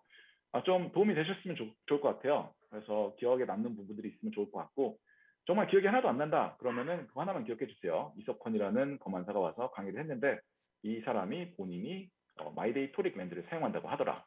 네, 그 점만 기억하면 좋을 것 같습니다. 네, 이상입니다. 감사합니다. 네, 자세하고 즐거운 설명해 주신 이석헌 검안사님 정말 감사드립니다. 지금부터는 Q&A를 진행하도록 하겠습니다. 궁금하신 점이 있으면 채팅방을 통해 저희 남겨주시면은 소개와 답변을 강민지 과장님께서 진행해 주시도록 하겠습니다. 네. 지금 채팅방으로 질문을 남겨주시면은 저희가 순차적으로 질문에 대한 답변을 드리도록 하겠습니다. 네. 석권 선생님 오늘 강의 너무 잘 들었고요. 오늘 새로운 거 배워갑니다. 오빠 오페.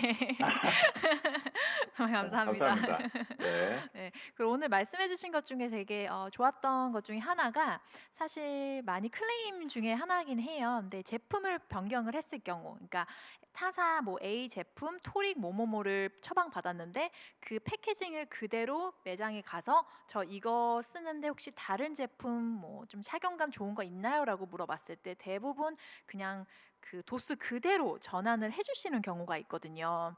근데 제품마다 아무래도 축 회전이 다르기 때문에 만약에 이 두 제품이 축이 완전 반대로 회전이 된다는 제품이라면은 그 도수로만 바꿨을 때 시력이 좋지 않을 경우가 굉장히 큰데 그 부분도 되게 강의를 들으면서 좋았던 것 같아요.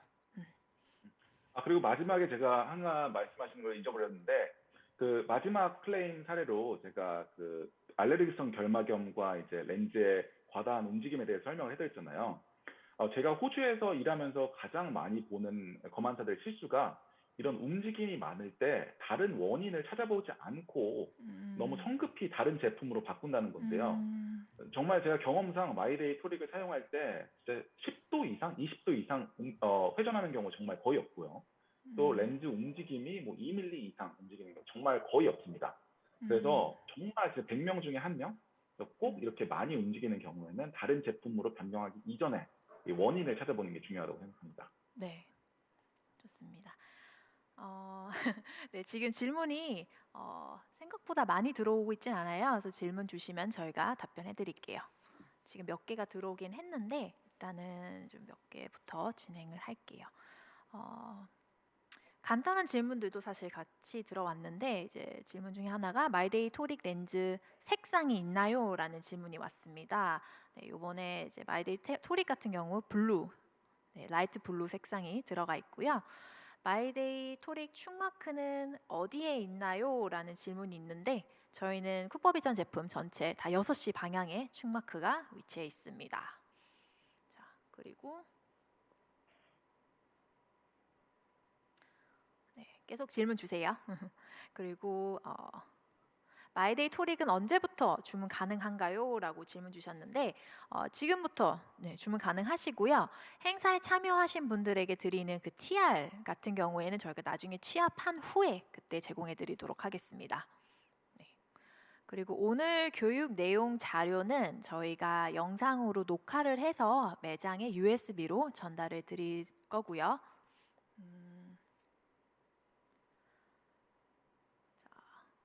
질문들이 좀 길어서 좀 읽어보도록 하겠습니다. 자, 여기서 말씀하신 오빠를 쓰면은 해결이 될까요? 라는 질문을 주셨는데요. 네, 오빠 이거는 이제 라스 방법을 영어로 LARS 이제 외우기가 어려우니까 석헌님께서 이제 오빠 방법을 제시해 주신 거고, 토릭 렌즈 마크는 맨눈으로 봐도 보일까요? 라는 질문을 주셨는데요. 저는 개인적으로 찾지 못했습니다. 혹시 석헌 선생님께서는 잘 보이시나요? 맨눈으로 봤을 때? 맨눈으로 봤을 때 안 보이는데요. 제가 아이폰, 이거 다른 회사 얘기해도 되나? 아이폰 새로 나온 아이폰 13 있잖아요. 아이폰 13이 그 그러니까 그 가까이 있는 마크로 그 카메라 기능이 있거든요. 그 새로 나온 아이폰은 정말 보여요. 이게 사진으로 찍을 수도 있을 정도로 카메라 성능이 워낙 좋더라고요. 그래서 그 아이폰 홍보를 하는 건 아닌데 카메라로 찍으면 보일 때가 있습니다. 눈으로는 안 보이는데 플래시랑 카메라를 이용하면은 근거리 촬영할 때 보이는 경우도 있습니다. 네. 그리고 저희 쿠퍼비전에서 제공하는 난시 축으로 보시면 굉장히 쉽게 찾으실 수가 있거든요. 그것도 영업 담당자분들 통해서 받으시면 되겠습니다. 질문 중에 하나, 멀티포컬 처방 시 난시가 있을 경우 구면 환산해서 처방하는 팁이 있을까요? 라고 질문을 주셨는데 일단은 뭐 이거는 난시를 이제 구면으로 처방할 때도 마찬가지지만 근시가 비율적으로 좀 적고 난시가 많을 경우에는 좀 시력적으로 문제가 생기는 경우가 많아요. 대신 뭐 구면 도수가 마이너스 예를 들면 900이다. 근데 난시가 뭐 175까지 있다. 그런 경우에는 좀 해볼만 하기도 할 것 같아요. 네. 물론 이제 시력적으로 민감하신 분들 같은 경우에는 좀 만족스럽지 못할 수도 있겠지만 이제 난시와 근시 그 비율이 더 저는 중요하다고 생각하거든요. 혹시 어떻게 생각하세요? 저도 마찬가지로 생각하고요. 저는 또 난시 그 양보다 몇 디옵터냐보다도 난시 축이 상당히 좀 중요하다고 생각을 하는데요. 대부분의 경우 180도 주변의 난시 축인 경우에는 어느 정도 좀 언더 커렉션을 해도 사실 그렇게 크게 불편함을 못 느끼시는 분들이 많이 있긴 해요. 저 같은 경우도 그렇고요. 저 같은 경우는 운동할 때는 사실 일반 마이데이를 끼거든요. 그래서 마이너스 2.5 디옵터가 되는데도 저는 일반 구면 렌즈를 사용해도 큰 문제가 없는데, 다만 유의하셔야 할 점이 이 멀티포컬 렌즈의 경우에는 이 옵틱 그 광학적인 요소가 생각보다 되게 복잡합니다. 그렇기 때문에 단순히 구면 렌즈 환산할 때처럼 환산을 하시면 안 된다고 생각을 하고요. 저는 한국에는 아직 출시가 안 된 걸로 알고 있는데 호주 같은 경우에는 바이오피니티 멀티포컬 토릭이라는 제품이 있거든요. 그런 제품을 그래서 멀티포컬이면서 난시까지 교정해주는 그런 제품을 사용하고 있는 편입니다. 그래서 거의 난시가 있는 경우에는 권하지 않는 편이고, 만약에 어쩔 수 없이 필요하다라고 하는 경우에는 정말 앞서 말씀드린 것처럼 BTT 검사도 하고 정말 시간을 들여서 이게 왜 흐려지는지 또 어떤 문제가 있을지 그렇게 교육을 많이 하는 편입니다. 네, 감사합니다. 자, 다음 질문은 클래리티 토릭 처방과 다른가요? 라는 질문이 왔는데요. 일단은 클래리티도 라스 법칙을 이용을 해서 처방해야 되는 방법은 동일하고, 여기서 질문하시는 거는 제가 봤을 때 클래리티의 도수를 그대로 마이데이로 가져올 수 있는지를 질문을 하시는 것 같아요. 근데 이거는 제품마다 착용을 했을 경우에 축마크 위치는 다 다릅니다. 그리고 같은 고객이라고 해도 오른쪽에 착용을 하든 왼쪽 착용하든 방향이 완전 다를 수 있기 때문에 꼭 그 눈에 렌즈를 착용해서 확인을 해보셔야 되는데요. 만약에 클래리티의 도수 뭐 예를 들면 180축을 가져와서 그대로 만약에 마이데이 180으로 꼈다라고 했을 경우 시력이 이제 축마크 방향이 다르기 때문에 시력이 한 10도, 20도 정도 어긋나서 흐릿해질 수가 있습니다. 근데 그거는 저희 클래리티 마이데이뿐만 아니라 뭐 타사 예를 들면 월간용에서 그 같은 타사의 원데이로 스위치를 했을 경우에도 똑같은 현상이 나타나고 있죠. 네. 이제 또 베이스 커브 얘기가 나오는데요. 각막 커브가 너무 크거나 너무 작은 사람이 있는데 어느 정도까지 가능한가요? 라는 질문을 주셨어요. 그래서 이거는 마이데이 토릭을 많이 처방해본 저희 선생님께서 한번 답변 부탁드립니다. 이거 정말로 많이 하는 내용인데요. 소프트 컨택 렌즈랑 베이스 커브는 사실 그러니까 전혀 관계가 없습니다. 각막 곡률, 우리가 각막 곡률이라고 하는 것은 그 중앙부 3mm의 곡률을 얘기하는 거거든요. 그런데 컨택 렌즈 같은 경우에는 렌즈가 각막뿐만이 아니라 이 림버스와 컨정타이바, 이 하얀 부분까지 다 커버를 하거든요. 그래서 실제로 컨택 렌즈에 있어서 중요한 거를 뽑는다고 하면은 베이스 커브가 아니라 그 렌즈의 총 다이아미터, 크기가 사실은 훨씬 더 중요해요. 그래서 이거에 대해서 제가 호주에서 다른 강연을 한 적이 있었는데, 세지털 하이트라고 해서 그 렌즈가 물론 이제 베이스 커브에 따라서 그 하이트가 높아지고 낮아지고 피팅이 달라질 수 있긴 하지만 소프트 렌즈에 있어서 베이스 커브는 사실 그냥 렌즈를 확인하는 정도라고 생각하시면 될 것 같습니다. 그래서 이분이 뭐 어떤 렌즈를 끼는지 모르는데 베이스 커브만 8.4, 8.6이라고 생각을 한다라고 하면은 그냥 렌즈 확인하는 정도로 쓰이는 숫자지 피팅에 영향을 미친다고는 정말 생각하지 않습니다. 네. 실제로 이런 논문들도 많이 있고요. 저도 사실 외국에서 이제 소프트 렌즈를 많이 처방을 했을 때 한 번도 뭐 피팅이 베이스 커브가 적다 그래갖고 뭐 스티프하다, 뭐 플랫하다 뭐 이렇게 느낀 적은 없었거든요.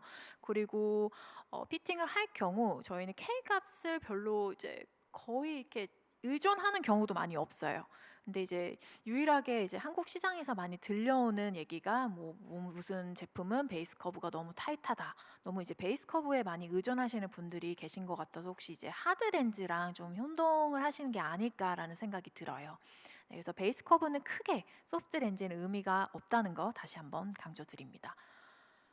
이제 소프트 다음 렌즈 질문은 경우에는 네, 말씀하세요. 네, 소프트 렌즈 경우에는 사실 뭐 이 사람의 K 값보다는 오히려 이 사람이 눈꺼풀이 얼마나 두꺼운지, 이 사람이 쌍꺼풀이 있는지 없는지 사실 그게 더 중요하다고 생각하고 또 그 horizontal visible iris diameter라고 그래서 각막의 크기, 우리가 눈에 보이는 각막의 크기 이게 유난히 큰 사람이 있거든요. 이게 유난히 큰 사람의 경우 다이아미터가 너무 작아서 문제가 생기는 경우가 있을 수는 있지만 말씀드린 것처럼 K값, 곡률은 정말 아무 관계가 없다는 거 다시 한번 말씀드리고 싶습니다. 네, 지금 여기서 또 채팅방에서 말씀하시는 게 그럼 다이아가 더 중요하냐라는 질문이 있는데요. 저는 개인적으로 다이아가 더 영향이 크다고 생각을 합니다. 그래서 만약에 피팅을 했는데 이게 좀 피팅이 루스하다, 플랫하다 그러면 베이스 커브를 바꾸는 것보다 전 개인적으로 다이아를 바꿨을 때 좀 더 큰 임팩트가 있더라고요. 네. 그렇다고 아무런 관계가 없는 건 아니에요. 만약에 예를 들면 타사 제품 중에서 뭐 재질, 모듈러스, 다야 다 동일한데 왜 베이스 커브만 다른 제품들이 있잖아요.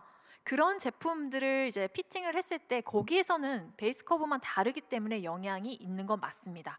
근데 저희가 말을 했을 때 A 제품, A 뭐 회사 제품, 뭐 B 회사 제품의 뭐 베이스 커브가 동일하다. 라고 봤을 경우에 진짜 피팅을 했을 경우 동일하진 않고 다른 것들로 인해서 영향을 많이 받는 경우가 있어요. 하지만 같은 회사에서 모든 조건들이 다 동일한데 베이스 커브만 다르다. 그럼 당연히 좀 더 플랫한 베이스 커브가 피팅이 더 플랫하겠죠. 네. 이건 좀 다른 얘기긴 한데 제가 실제 다른 곳에서 강의했던 내용이 바로 이 내용이거든요. 타사에서 예를 들어서 뭐 8.4 베이스 커브와 8.8 베이스 커브가 같은 모든 것이 같은데 베이스 커브만 다를 때 이게 정말로 유의미한 통계적인 변화가 있는가 그런 연구가 있어요. 논문이 있는데 실제로 없다고 합니다. 그래서 8.4를 꼈을 때와 8.8을 꼈을 때 정말 익스트림한 케이스가 아니고서는 대부분의 경우에는 그냥 8.4를 껴도 무난하다. 그런 연구가 있거든요. 그래서 저는 민지 과장님과 좀 다르게 정말 아무 관계가 없다고 생각합니다. 어쨌든 큰 영향은 없다라는 게 그게 결론인 것 아마 같습니다. 중요한 것 같아요. 네. 네. 네. 자, 콘택트 렌즈 도수 계산기는 어디서 볼 수 있나요? 이거는 구글에서도 찾으시면 굉장히 많이 나오고요. 코퍼비전 이번에 마이데이 토릭 브로셔에도 저희가 QR 코드를 거기 삽입을 했습니다. 그래서 그거 받으셔서 찍어서 그걸로 사용하실 수가 있고요. 또 마이데이 토릭 환산표, 정점관 거리 환산표도 저희가 요번에 따로 새로 제작을 했으니까 그것도 영업 담당자 통해서 받아보실 수가 있습니다. 질문이 생각보다 굉장히 많이 들어오고 있어요. 그래서 제가 좀 몇 개는 앞에 놓치기는 했는데 잠시만요. 좀만 더 볼게요. 이것도 좀 흔히 제가 듣는 질문 중에 하나예요. 그래서 지금 오신 김에 한번 질문을 해볼게요. 클래리티 토릭 경우 고난시 처방 시 난시 과교정이 되는 경우가 있는데 마이데이도 동일한가요? 라는 질문이에요. 그래서 지금 제가 많이 들어보는 질문 중에 하나가 클래리티 토릭을 처방을 했을 때 과교정이 생긴다라는 질문들이 좀 많더라고요. 클레임. 이제 그거에 대해서 선생님은 어떻게 생각하세요? 저 같은 경우는 사실 그런 적이 한 번도 없어서 약간 모르겠어요. 어떻게 답변해드려야 될지 모르겠는데 콘택트 렌즈를 일반적으로 피팅을 할 때 제가 다른 검안사들 볼 때 가장 많이 하는 실수가 이 폴옵터를 가지고 이제 시력을 다시 검사한다는 거예요. 근데 우리가 안경을 쓸 때는 안경이 이렇게 있잖아요. 근데 콘택트 렌즈를 꼈을 때는 눈 주변에 아무것도 없단 말이에요. 그래서 눈 근처에 뭔가 가까운 게 있을 때 프록시멀 어코모데이션이 생길 수가 있는데 콘택트 렌즈 같은 경우에는 그런 프록시멀 어코모데이션을 유발하는 요소가 없기 때문에 항상 시력을 다시 검사할 때 이 열린 공간, 오픈 스페이스에서 해야 합니다. 그래서 안경을 낄 때는 폴옵터를 사용해서 시력 검사하는 건 문제가 없지만 콘택트 렌즈 경우에서는 무조건 폴옵터가 아니라 렌즈를 손에 들고 루스 렌즈로 이렇게 저 같은 경우에는 그 플리퍼라 그래가지고 한쪽에는 플러스 0.5, 다른 쪽에는 마이너스 0.5, 한쪽에는 마이너스 0.25, 한쪽에는 플러스 0.25 가지고 이렇게 손으로 해가지고 하는 게 있거든요. 그래서 그런 걸로 하는 편인데 그런 걸 안 했을 때 젊은 환자의 경우에 과교정이 될 수가 있는데 혹시 그런 것 때문이 아닐까 하는 생각이 듭니다. 네, 저도 이제 클래리티 토릭을 이제 해외에서 처방을 했을 때 과교정이 된 적은 사실 한 번도 본 적이 없거든요. 그래서 한국에 이제 교육팀에 왔을 때 이런 문의가 이제 간혹가다 있어갖고 좀 이런 게 왜 생기는 거지 해서 실험을 진행을 해봤어요. 근데 클래리티 토릭 같은 경우에 이제 저 같은 경우에 저도 이제 트라이얼 렌즈로 이렇게 이제 그 과교정을 확인을 하는데. 덧댄 검사했을 경우에는 찍히는 게 없어요. 그래서 TR로 했을 때 플러스도 리젝트하고 마이너스도 리젝트하는데 그걸 이제 AR로 위에다가 찍혔을 때 좀 살짝의 플러스가 나오더라고요. 근데 실제로 저희가 정확하게 하는 방법은 그 축마크가 몇 시에 방향에 있는지부터 먼저 확인해서 만약 6시에 있다라고 했을 경우에 TR로 하는 게 가장 스탠더드 방식이잖아요. 근데 이게 이제 ARK를 찍었을 경우에는 뭐 살짝의 렌즈 뭐 움직임이 있었을 때 그게 뭐 플러스로 잡히다든지 아니면은 이제 ARK 찍었을 때 그 프록시멀 어코모데이션이라 그래서 가까이 볼 때 저희가 과교정을 하게 되잖아요. 그래서 그런 부분이 조금 찍혀서 마치 이 렌즈가 과교정처럼 나오는 게 아닌가 그런 생각을 합니다. 네, 그래서 저는 제가 한 번도 겪어보지 못해서 잘 몰라서 이렇게 물어봤는데 지금 검안사님께서도 경험을 못 해보셨다 그래서 이건 다음에 제가 한번 다시 연구를 해보도록 하겠습니다. 네, 다음 질문 한번 받아볼게요.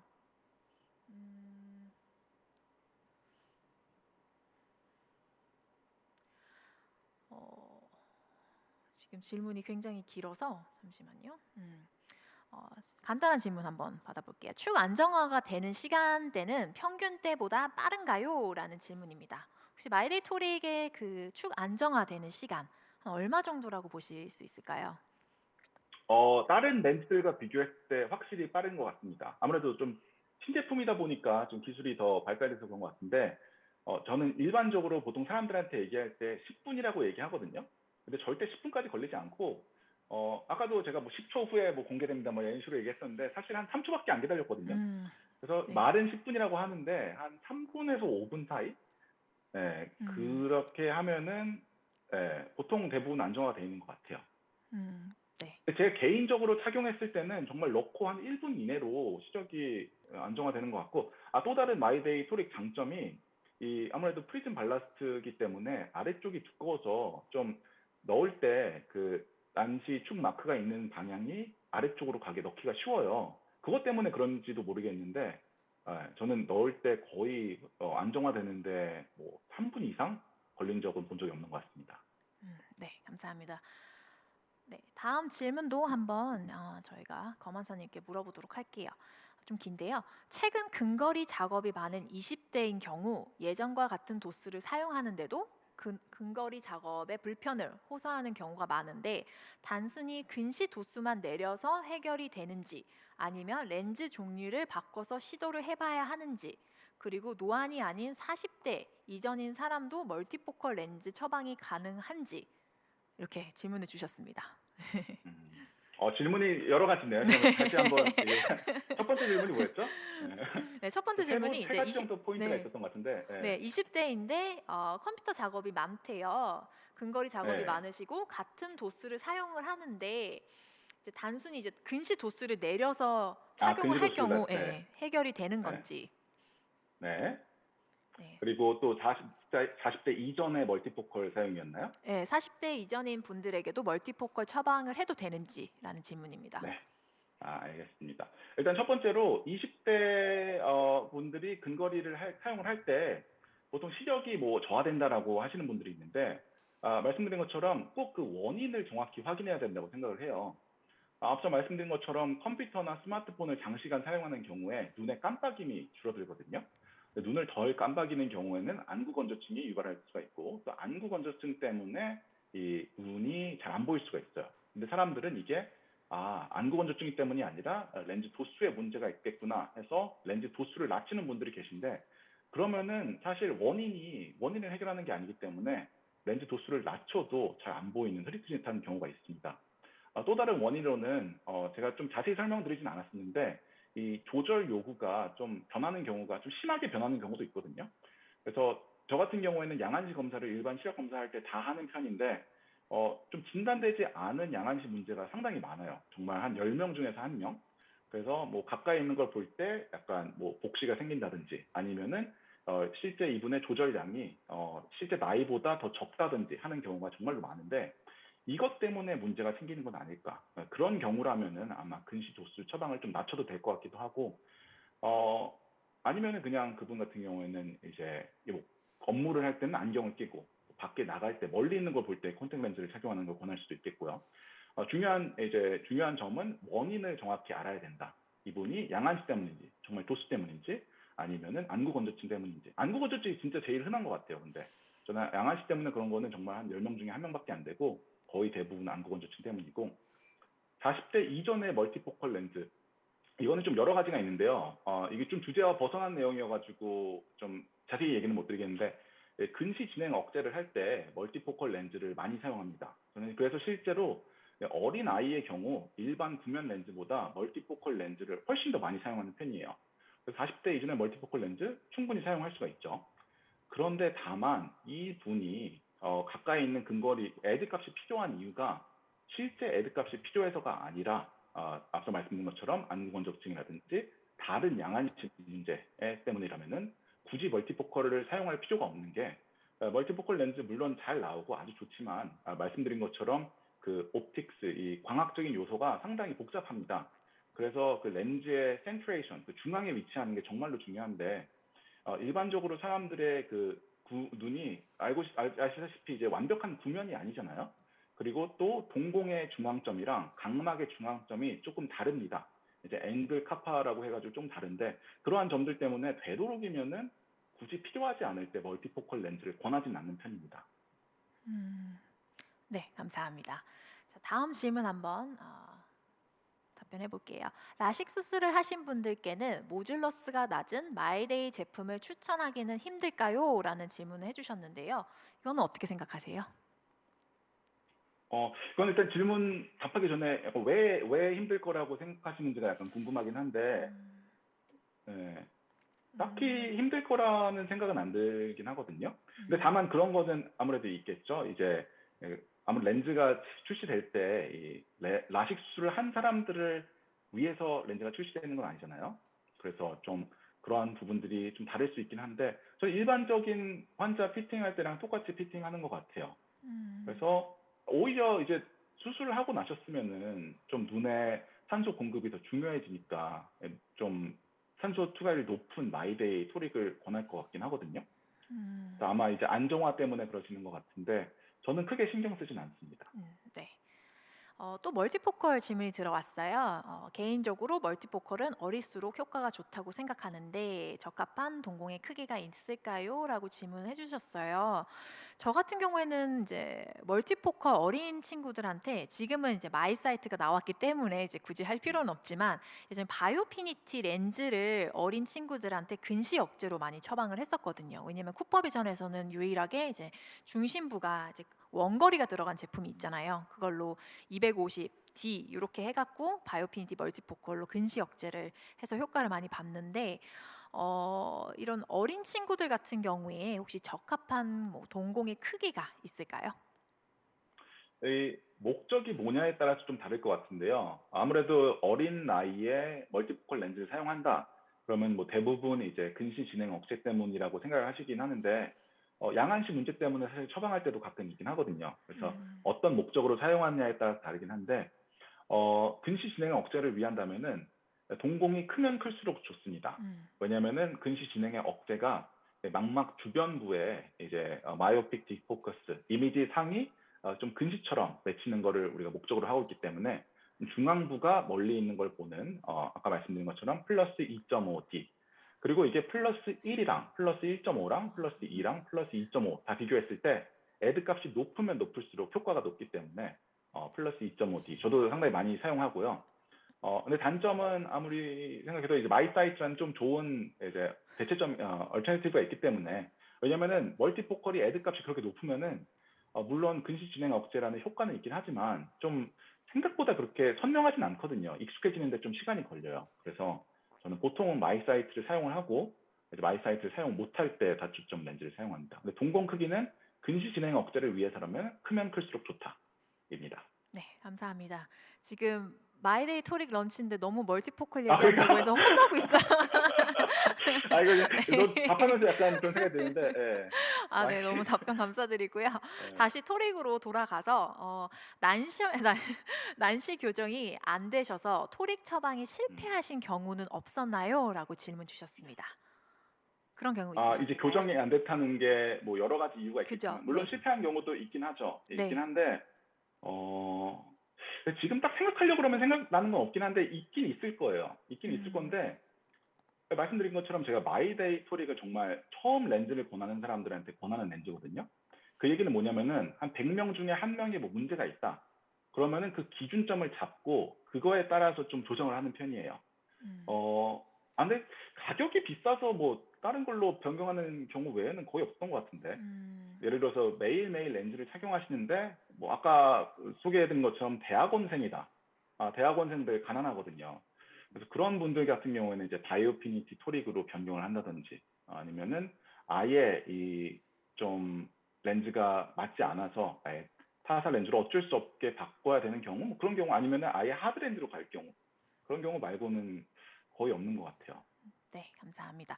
네. 석건 선생님께서는 혹시 난시 고객 중 몇 프로의 고객분들에게 마이데이 토릭을 추천하시나요? 난시 그래서 저 같은 경우는 아무래도 제가 컨택트 렌즈 전문으로 하다 보니까 정말 거짓말이 아니고 모든 사람들한테 컨택 렌즈를 권합니다. 그러니까 물건을 팔려고가 아니라 대부분 컨택 렌즈의 장점을 모르시는 분들이 되게 많거든요. 그래서 저는 답변을 드리면 진짜 거짓말이 안 하고 100%고요. 이제 대부분 이제 왔을 때 컨택 렌즈 안 끼는데요? 그러면은 저는 거기서 끝나는 게 아니라 왜 안 끼세요라고 항상 물어봐요.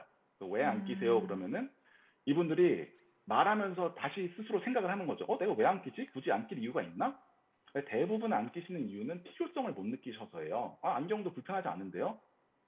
스마트폰도 나오기 전에는 사람들이 필요성을 못 느꼈어요. 근데 지금 보세요. 스마트폰 다 끼고 있잖아요. 스마트폰 다 사용하잖아요.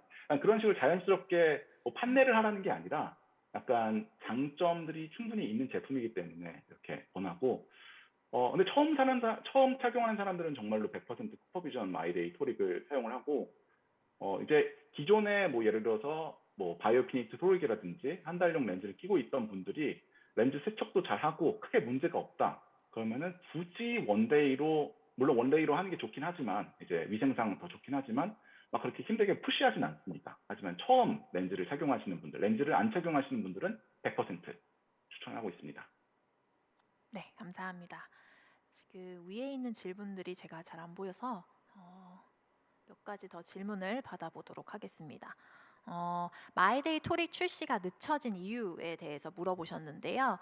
저희가 원래는 한 1년 전에 출시를 하려고 그랬었어요, 마이데이를. 근데 아시다시피 이제 해외에서 워낙 인기가 많았기 때문에 저희 글로벌에서 좀 물류가 좀 부족하다. 라고 해서 코리아는 좀 잠시 중단을 하고 그 물량을 이제 호주, 뉴질랜드로 좀 갖다 줘라라고 해서 저희가 어쩔 수 없이 잠시 죄송합니다. 중단을 잠시 했는데요. 지금은 충분한 물량을 가지고 있어서 드디어 출시를 하게 되었습니다. 네. 그래서 되게 좋은 제품이라고 저도 들었어요. 마이데이 토릭이 추가 안정성도 되게 뛰어나고. 그럼 혹시 마이데이 토릭을 처방했을 때 좀 간혹 듣는 클레임 같은 게 있을까요? 아무래도 제가 말씀드린 세 가지가 가장 흔할 것 같아요. 이제 하이드로겔 렌즈를 착용을 하다가 처음으로 실리콘 하이드로겔 렌즈를 착용해 보신 분들, 그분들이 정말 눈에 넣기도 전에 손에서 약간 딱딱하다고, 아, 이건 불편할 거야 라고 생각하시는 분들이 계세요. 그래서 가끔 정말로 눈에 넣기도 전에, 아, 이거 너무 딱딱한 거 아니에요? 라고 묻는 분들, 그게 가장 흔한 것 같고요. 그런 거를 방지하기 위해서는 말씀드린 것처럼 이 마이데이 토릭의 장점 위주로, 단점은 설명하되 장점 위주로, 그리고 이게 실제 눈에 넣었을 때는 이 워낙 디자인이 잘 돼 있기 때문에 이 옵티마이즈드 지오메트리, 이게 뭐라고 하죠? 이게 다 규제하기 때문에 눈을 깜빡일 때 되게 부드러워요. 그렇기 때문에 눈에 넣었을 때는 훨씬 더 편안하다. 손에 느끼는 게 약간의 경도가 있는 것은 오히려 핸들링에 도움을 주는 거지, 눈에 넣었을 때는 뭐 그런 식으로 해결을 하고요. 아무래도 모든 난시 렌즈 특성상 시력이 원하는 만큼 안 나오는 경우가 많거든요. 네, 저 같은 경우도 그랬고요. 그래서 그런 시력 부분이 절대 안경과 똑같을 수 없다. 특히 약간 40대 초반의 노안 환자분들에게 꼭 얘기해야 하는 편입니다. 그 두 가지 클레임이 제일 많은 것 같아요. 네, 감사합니다. 그러면은 다음 질문은 바이오피니티 토릭과 마이데이 토릭 둘 중 하나를 처방을 해야 되는데 이 둘 중 하나를 고르는 선택점, 뭐 기준점이 있으실까요? 개인적인 개인적인 성향인데 저는 원데이 렌즈를 선호하는 편이고요.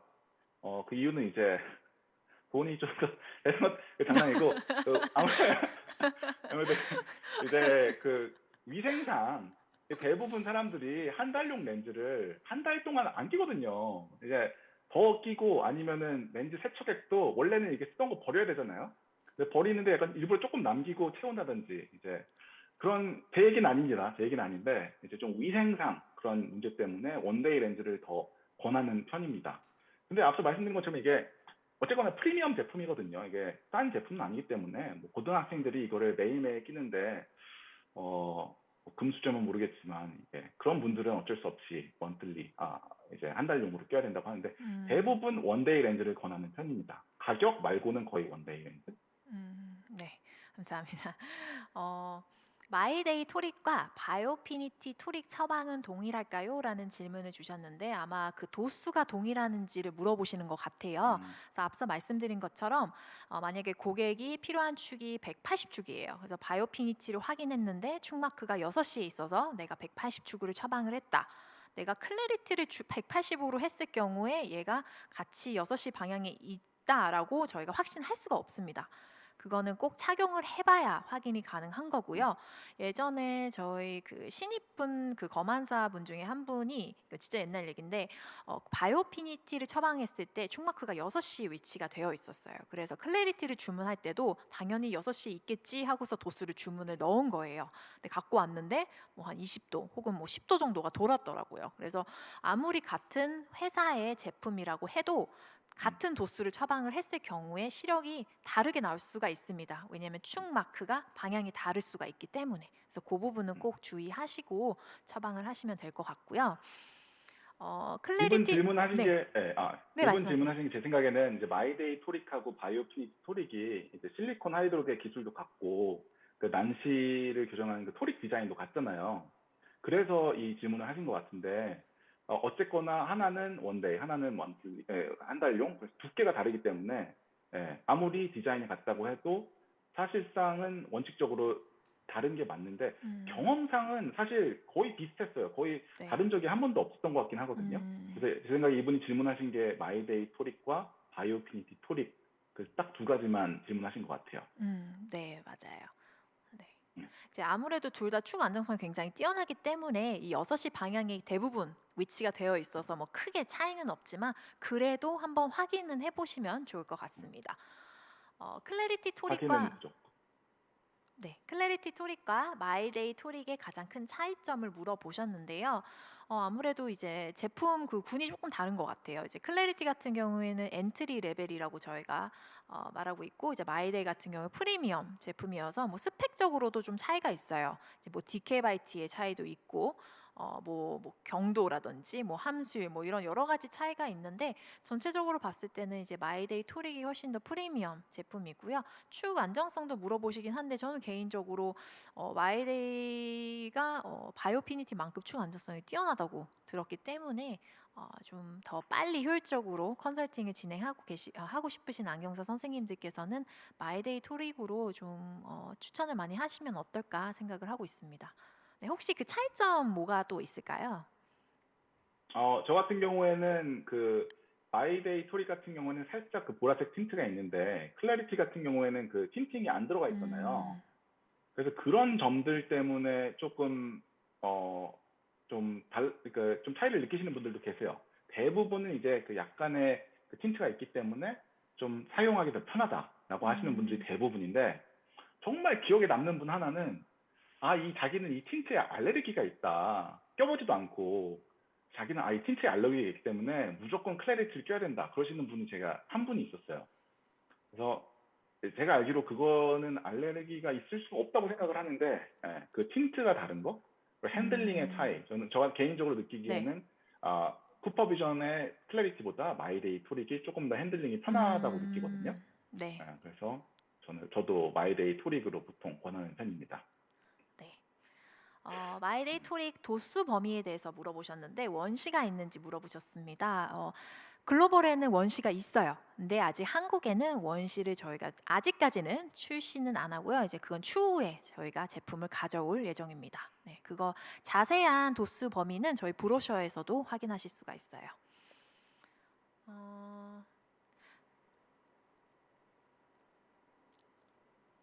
또 질문 중에 고도 난시 마이너스 400 이상일 경우에 주의사항에 대해서 한번 여쭤보셨는데요. 어떤 주의사항 같은 게 있을까요? 첫 번째로 이제 정점 간 거리 이제 계산 잘 하시는 거 중요하고요. 대부분 그 난시 부분을 조정을 그러니까 안 하시는 분들이 많더라고요. 예를 들어서 아까 앞서 말씀드린 것처럼 마이너스 11 디옵터에 마이너스 2.5의 난시가 있으면은 이거를 2.5? 2.5는 4보다 낫잖아 하고 난시를 보정을 안 하시는 분들이 계신데 이게 마이너스 2.5의 난시가 아니라 마이너스 13.5의 디옵터의 도수를 가진 그 축이 있는 거거든요. 그래서 그런 부분들. 저는 근데 사실 계산하는 법 까먹었습니다. 솔직히 말해가지고. 요즘에는 그냥 계산기로 쓰기 때문에 무조건 계산기 쓰시고 네. 저는 실제 쿠퍼비전에서 제공하는 계산기를 사용하거든요. 무조건 그러면은 이제 필요한 제품까지 같이 권해주기 때문에 그 정강거리 계산하는 거 중요하고 또 하나는 이제 안경만 쓰셨던 분이시라면은 그런 이제 확대 효과 너무 멀리 있어 보였는데 이제 너무 확 가까이 있어 보이니까 어지러워하는 분들이 많이 계세요. 그런 분들 참 많고 또 양안시 변화. 그래서 저 같은 경우에는 항상 양안시를 체크를 하는데 이분이 뭐 예를 들어서 양안시에 좀 문제가 있다든지 아니면 노안이라든지 그런 경우에 조심하는 편입니다. 이렇게 세 가지 조심하는 편입니다. 네.